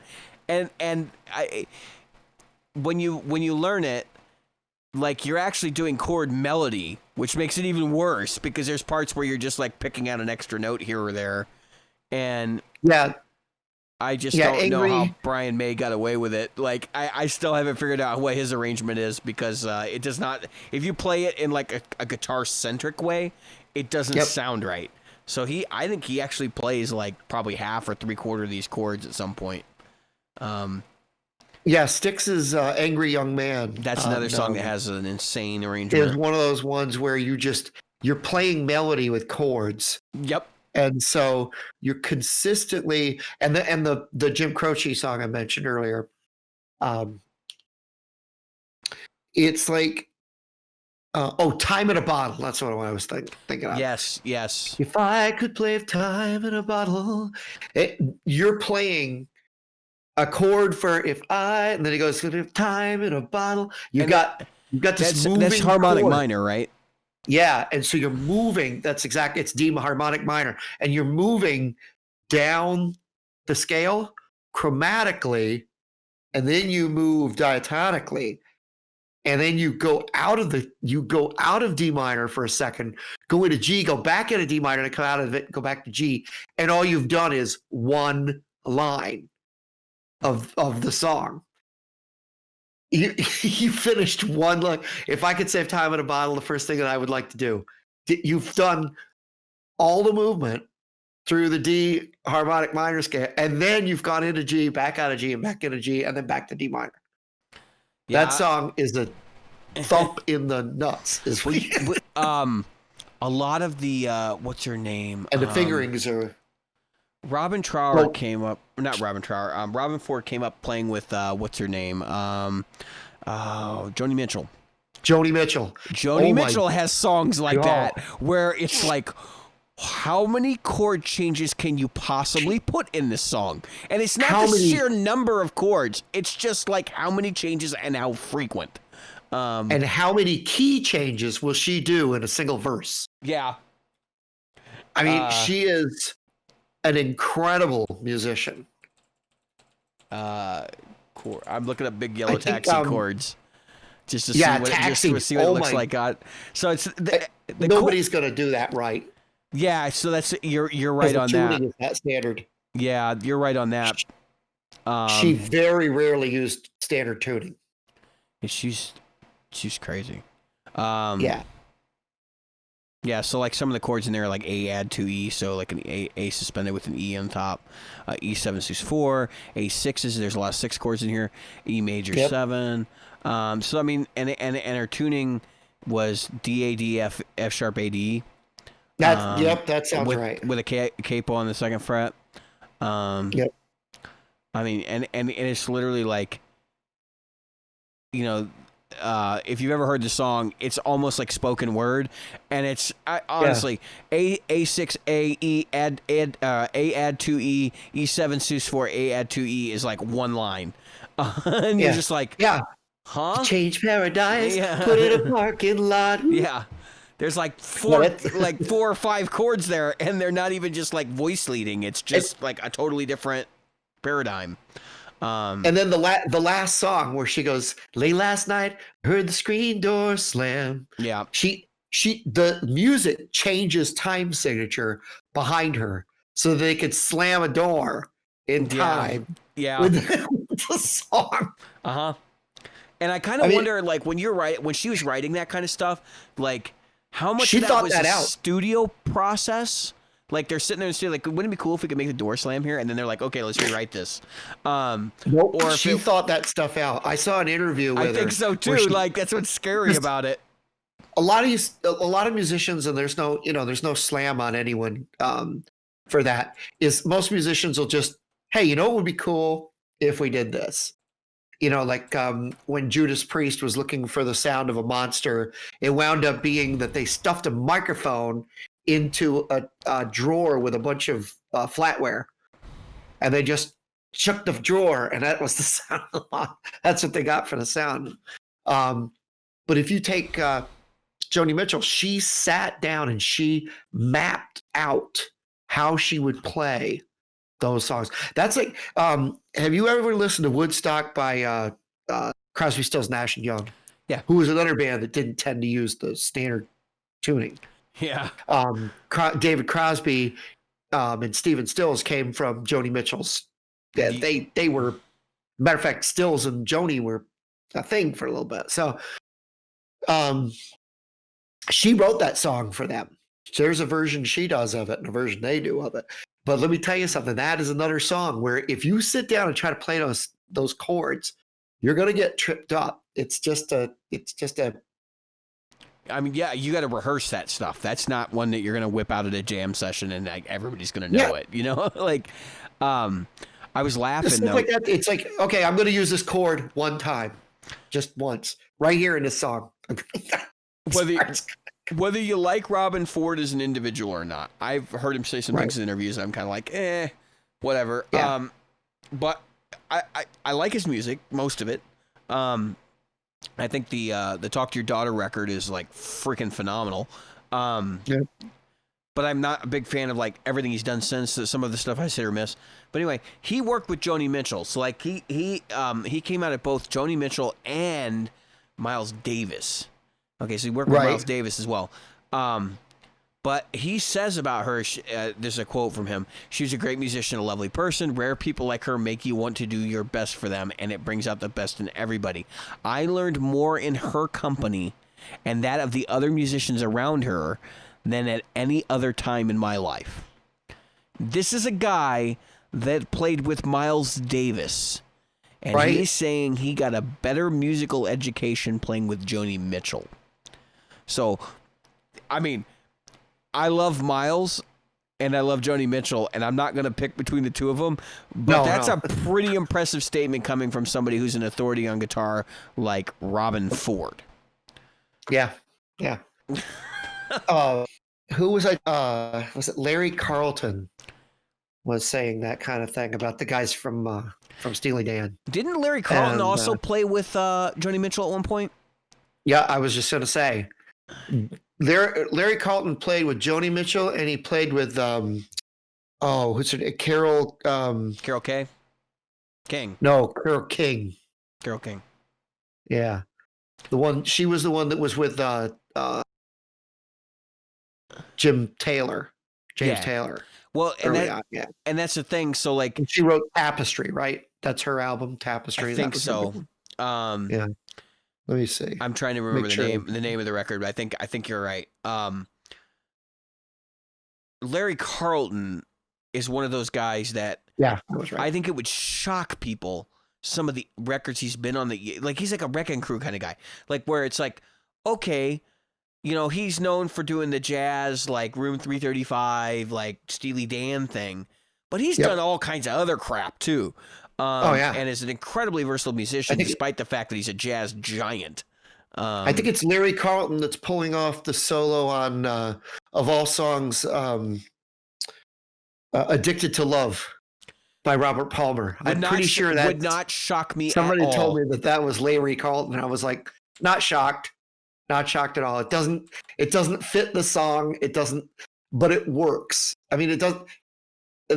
I tried to play the solo that he played, and it's like, I don't know what the heck's going on here. It sure looks like it. that it may have actually been him. Yeah, he played a lot of stuff back then. But yeah, Tapestry by Carol King. Carol King. That, if you guys haven't heard that album, if there's somebody you should go back to listen to, I would listen to something by Joni Mitchell. Pick an album. from her late 60s, early 70s period. And Tapestry by Carole King, that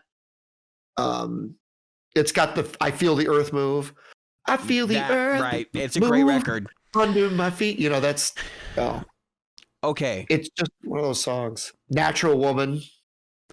Larry Carlton as sideman playing for other people includes notable people like Paul Anka, Joan Baez, Four Tops, Albert Hammond, John Clymer, Joni Mitchell, which we'd already mentioned, Megan McDonough, the Partridge Family, Steely Dan. I can believe that. Yep. Barbra Streisand, Johnny Rivers, and then with others, like there's even more, like The Fifth Dimension, America, Chet Atkins, Clinton Black, just picking names out I recognize, David Cassidy, going to the top of this list because it's a 2-column list.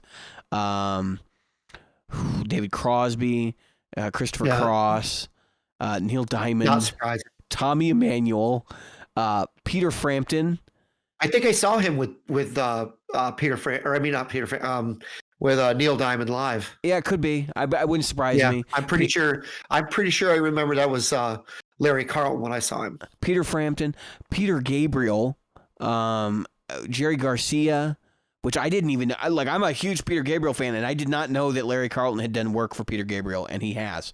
That's not a surprise. It did not shock me to find that out, but it was like, I didn't know that. Michael Jackson, which I knew about that. He was on Off the Wall. Yep. Who else? Chuck Mangione, Henry Mancini, Ray Manzarek of The Doors, Michael McDonald. I mean, and I'm like not even halfway through this. It just gets worse. Like he played with Michael McDonald with Steely Dan. Yeah. So it's not surprising that he went and played with Michael McDonald. Yeah, Michael McDonald's was backup vocals for Steely Dan. Like which is almost like subjugation for them. It's like, well, we had Michael McDonald back us up, but then again, so did Christopher Cross. Yeah, this is actually really interesting and kind of it really, really like is not surprising to me. He is one of the in-demand session guys of our time, meaning the last 100 years, really. Him and Lee Ritenour. Ritenour's another guy that's like, I mean, the list of work is like, huh?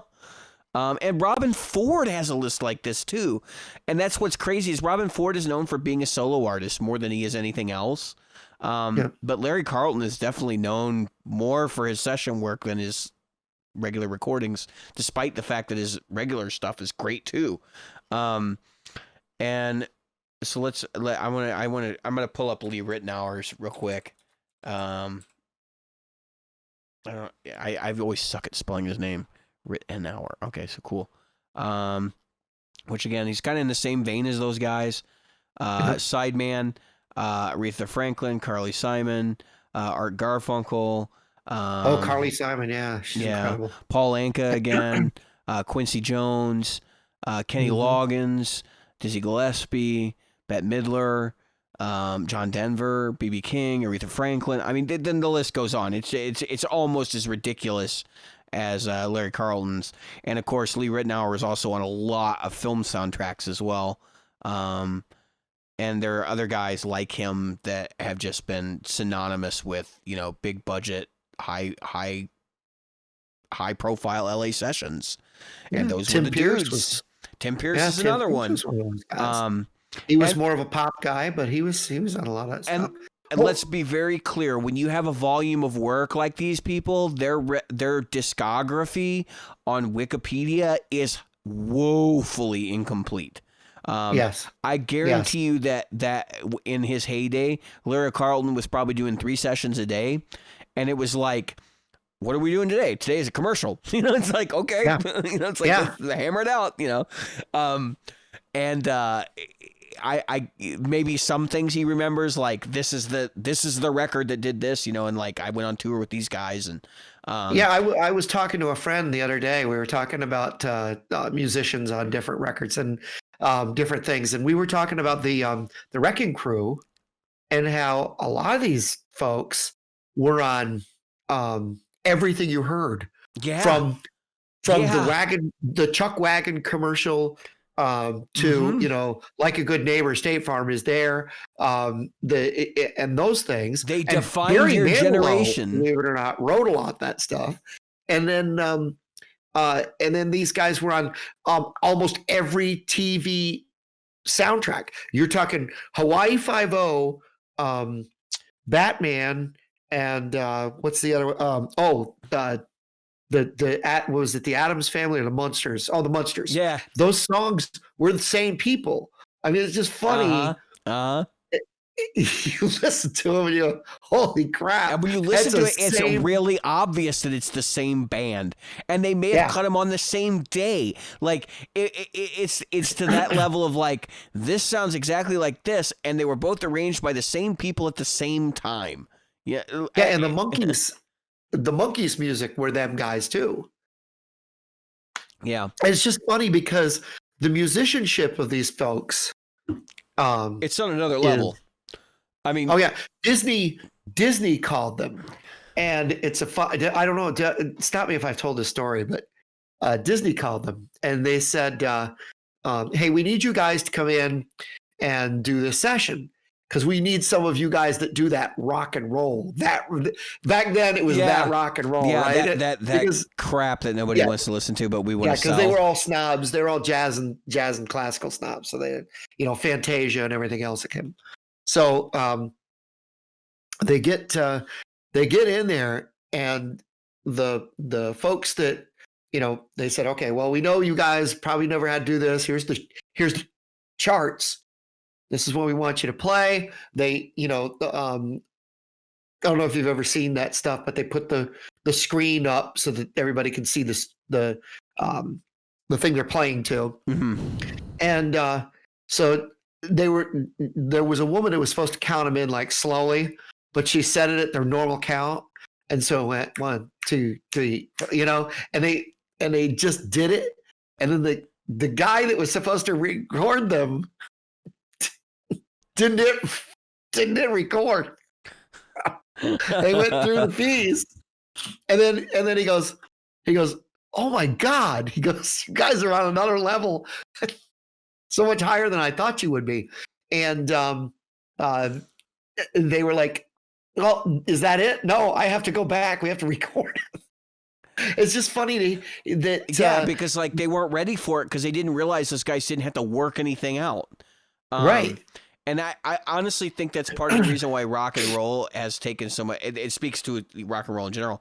Like why rock and roll took off was because it didn't require intense technical knowledge to be able to do it. Like jazz, not everybody in that's out there can play jazz. Like it takes work to get to the level where you can play jazz in a professional setting. Right. Not that I'm saying it's like impossible. Obviously, I've met people who play jazz regularly. Everyone has. But classical music is the same thing. You have to basically devote yourself to it. And then maybe you get into an orchestra somewhere. Whereas like jazz music, like you will find a group, but you got to be good enough to actually do it. Whereas rock and roll, it's like, hell, I know 5 chords and I know like 4 songs and they're all pretty much the same. So let's just get together and play. And like nobody stops and thinks about like, man, we got to do these 4 chords and then, then we're going to modulate. Like there's none of that kind of conversation going on. It's just like, hey, you want to play? Yeah, sure. And then they just start playing and that's it. And it makes me I think back to those days. Lawrence Welk was still on TV, so you still had the big band stuff that was going on, which for a while there Brian Setzer brought back with a bang. I mean, during the mid 2000s, right? Yeah, he did he's done 2 records I think with a full Setzer orchestra. Yeah, the Brian Setzer orchestra, right? And just incredible. He's a New Yorker. But anyway, he's a monster is what he is. He is. He's a monster player. Just incredible. But if you take that that whole the genre as a whole, piece as a whole. I think you get people who come into that uh, that group. The studio folks we're talking about, a guy like Lee Ritenour or or Larry Carlton would be just as comfortable playing on a jazz session as they would playing on a jingle. Right. And because so even the Wrecking Crew could have done that. And that's the point, is those guys were extremely learned, guys and gals, because we obviously know there are female members of the Wrecking Crew as well. Yes, there were. Yes. Because of that, like the learnedness informed a lot of like when they would go into a session and they would have to do something with somebody who's familiar with those kinds of music. But the reality was, it was just music to them. Like, it was like, okay, so what do you want for this track? Like, wait, what genre do you want us to play? And they were good enough that they could have pulled any of them off. And they were known for doing the rock stuff, which is why they did a lot of the early rock and roll, like, soundtracks and that kind of thing.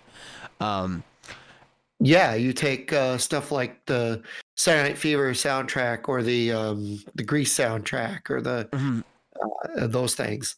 Of course, what was the big 60s? There was I can hear the songs in my head, but for some reason the album escapes me. But it was huge musical. It was Hair, and there was come on. They had and of course the song Aquarius was on there. Oh God, I don't know why I'm blanking out. And of course Fame. That was a huge soundtrack album. Those are that. It was Rick Beato that was talking about the same thing. Those are going, if not gone, soundtrack albums. Synchronization is gone. So, stop you, because we're talking about the Wrecking Crew, right? Like, this is an eponymous thing, and people don't know who they are. Especially younger people may not necessarily know. So I'm trying to find like a list of the official Wrecking Crew people, like the people that they would consider to be. Yeah, there was Tony. I mean, I know Carol Kay was the big one. Like, she was the bass player that held it all together. And Tommy Tedesco. Tommy Tedesco, that's who I was thinking. Larry Knechtel, Steve Douglas, Earl Palmer, Glenn Campbell, obviously. Glenn Campbell. Leon Russell. Glenn Campbell's the one that we would probably all know. There were other people involved with the Wrecking Crew, though, too. I want to say Allman was one of them. Dwayne.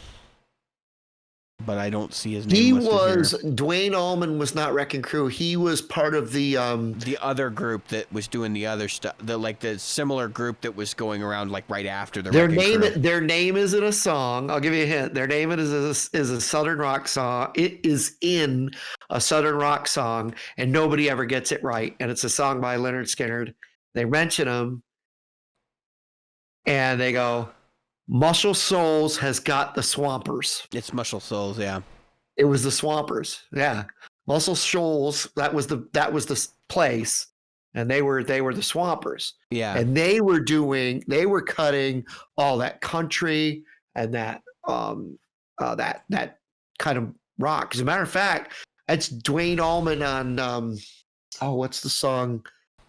He's playing slide. Oh crap. I mean, they did work for the Rolling Stones, Aretha Franklin, George Michael, Wilson Pickett, Willie Nelson, Leonard Skinner, Joe Cocker, Lee Von Helm, Paul Simon, Bob Seger, Rod Stewart, Tomiko Jones, Cat Stevens, everybody. And if you were looking for that sound, that's where you went for those people. The Wrecking Crew was kind of over by the mid '70s, right? I mean, I think they were like 1960 to 1975.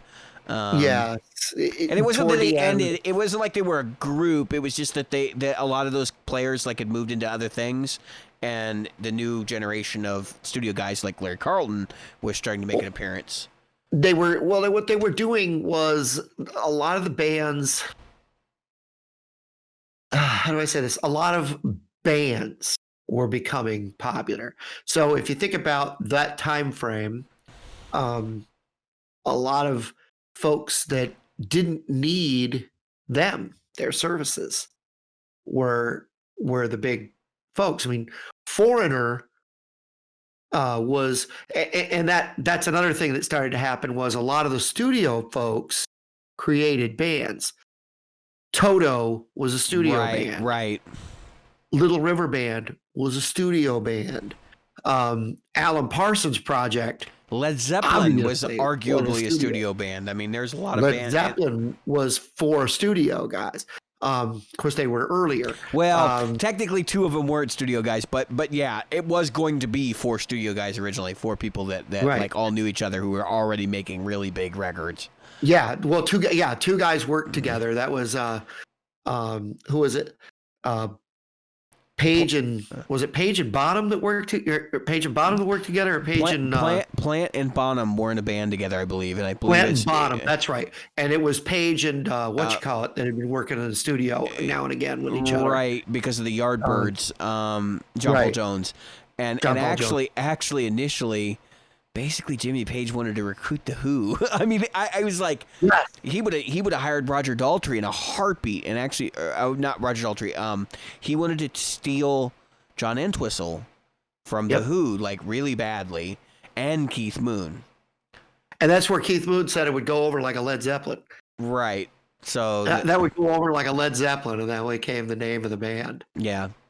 Let's see. Ace was a studio band, and there were a lot of studio musicians and songwriters. That became the era of a singer-songwriter, right?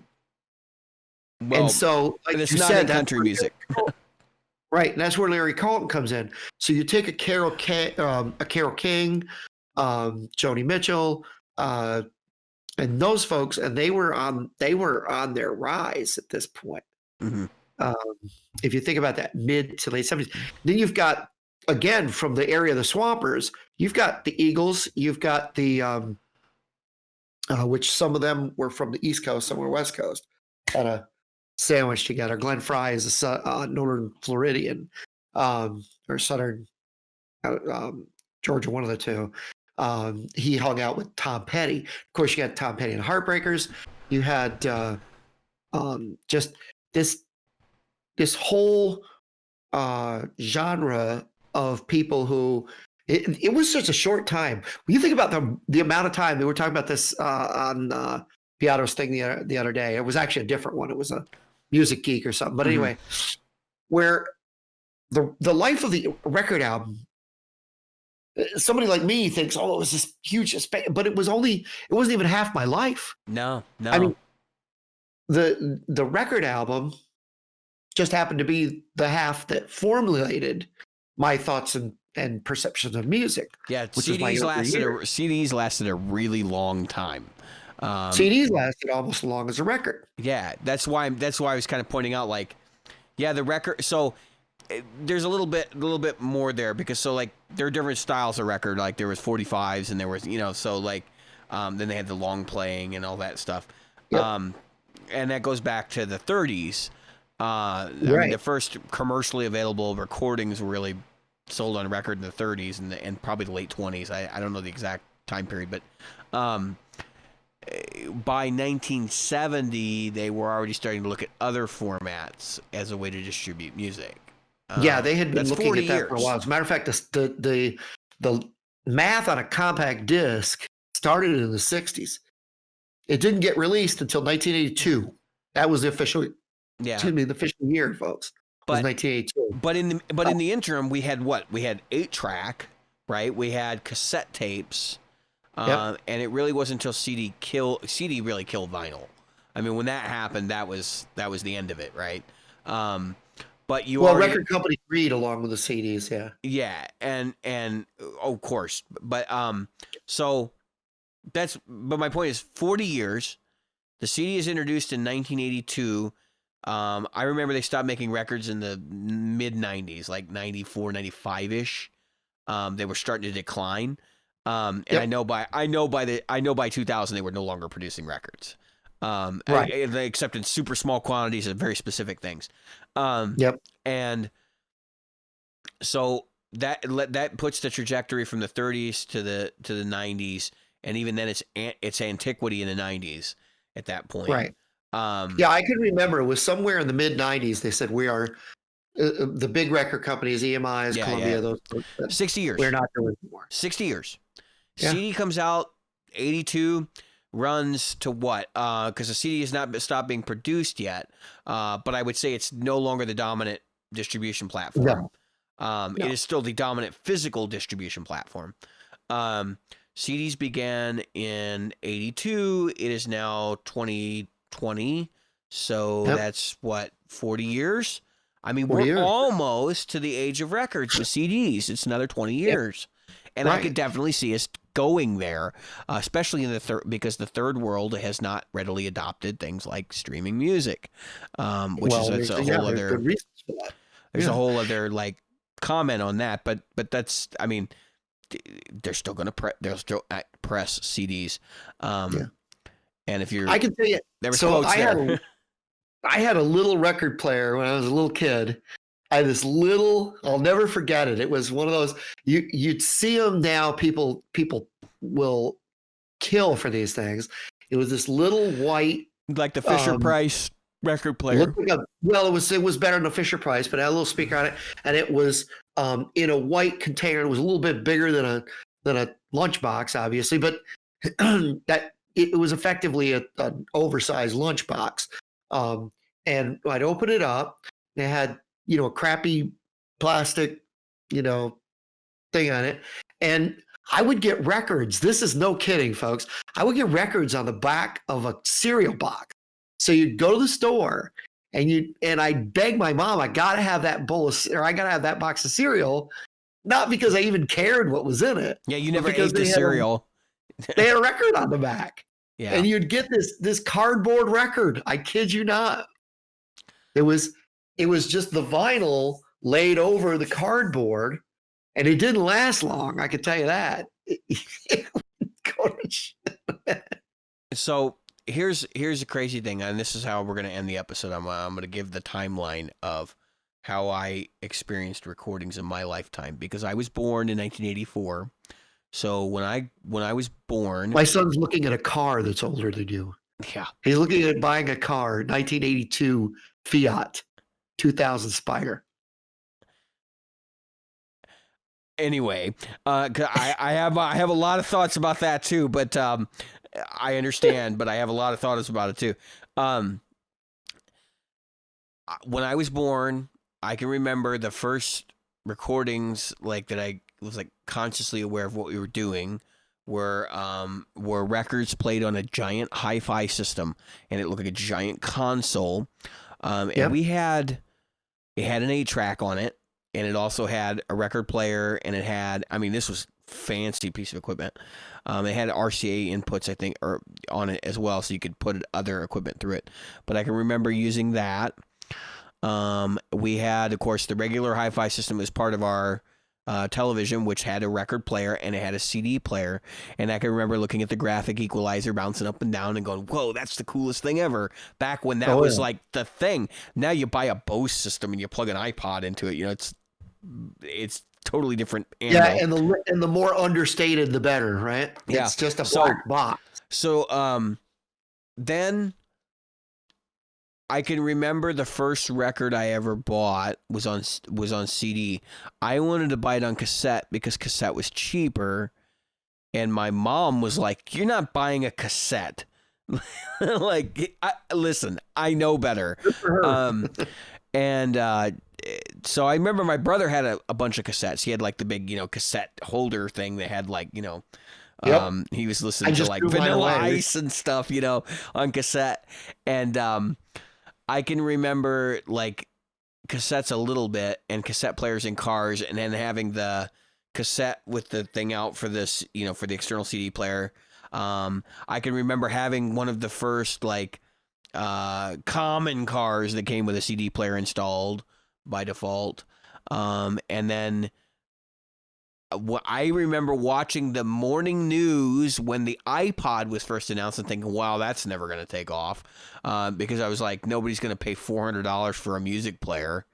And of course that blew up because apparently Apple is, more attractive than God. I don't know. And the rest is history. Like, I have lived through literally every major recording format other than, like wax cylinders in my lifetime. I mean, I've lived through all of it. And the one that makes me laugh the hardest, Jim, is the mini disc. Oh my God, yeah. Those lasted about a week, didn't they? I mean, yeah. Apparently it's still a thing in foreign countries. But so, all right, I was an adult when the switchover was going from record to CD, and the battle between the consumer and the distributors was simple. If you're a record company, right, or a record store, right, and you're going to carry, just like any other thing, you've got to carry a certain number of everything, right? So they're going to send you, let's say, Madonna put out her new album. Okay, that's the time frame. They're going to want to send you CDs, and you're going to want vinyl because nobody has CD players yet. So they're going to send you. They're going to say, all right, we want you to have CDs, and you're going to have vinyl. So you're going to get vinyl. The problem is, Papa Don't Preach comes out, right? So you're sitting there and you're going, if you're thinking, you go, all right, I got to have, 200 Papa Don't Preach 45s. I got to have, say, 100 and a half copies of, and we're only talking maybe first day or first week or whatever, 100 and a half of, at a Tower Records of the album. And then I got to get CDs, and you're like, who's going to buy a CD player? They're in 1984, 85, they were, I want to say $800, $900 at that point. $800. And I know I've told the story before. I paid $150 for my first one. I was lucky. I got it to a Montgomery Ward's when we were going out of business. I got it for like 90% off.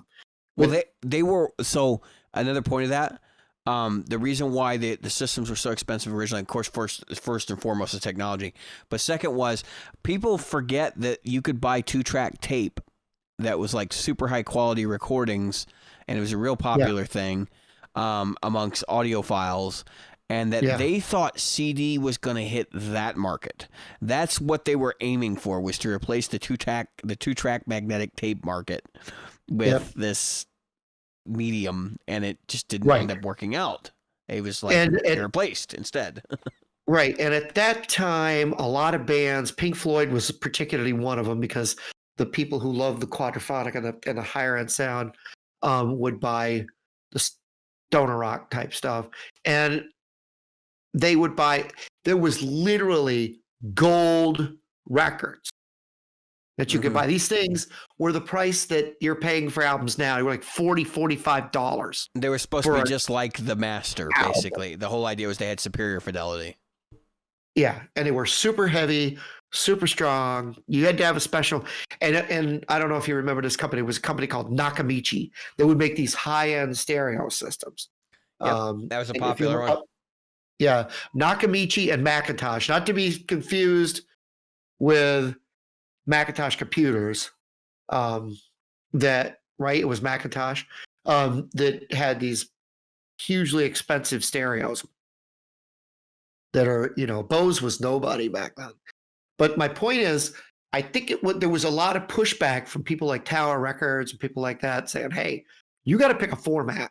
We can't carry all these copies of Madonna's latest album, right? And so you got to pick a format, stick to it. And you've got to bring, and I think record companies had to push for that, to bring the prices down of CDs and players. So what they started to do was they were artificially increasing the price of a record to get you to push to buy the CDs. Because CDs at that time, you could get a record for, an album for like $8, $10. you get the same CD with $16 to $20 at that time. Yeah. I can That's remember. expensive. I can remember the first albums I was buying were like $18, and then by the time that at the end of my teenage years, they were $11. Yeah. Anyway, yeah. So Nakamichi is still around apparently. I don't know if it's really the same company or if it's just the name, but they're selling through Best Buy, I guess. Their About Us says that they were founded in 1948. Have been producing high quality audio systems ever since. Yep. And it's a very. I'll be danged. They are still around. And there are a lot of companies like that Macintosh is still around as well. And they do two power systems and stuff for the audiophile market. If you've never explored the audiophile market, it's worth a look. You might find some. Actually, you might find some listenership if you go through that path. If you're into a specific genre of music, because those guys will listen to very obscure stuff as long as the quality is good. So, anyway, I have been David. I'm a Jim. And tonight we have been Practical Guitarists. Yes, we have.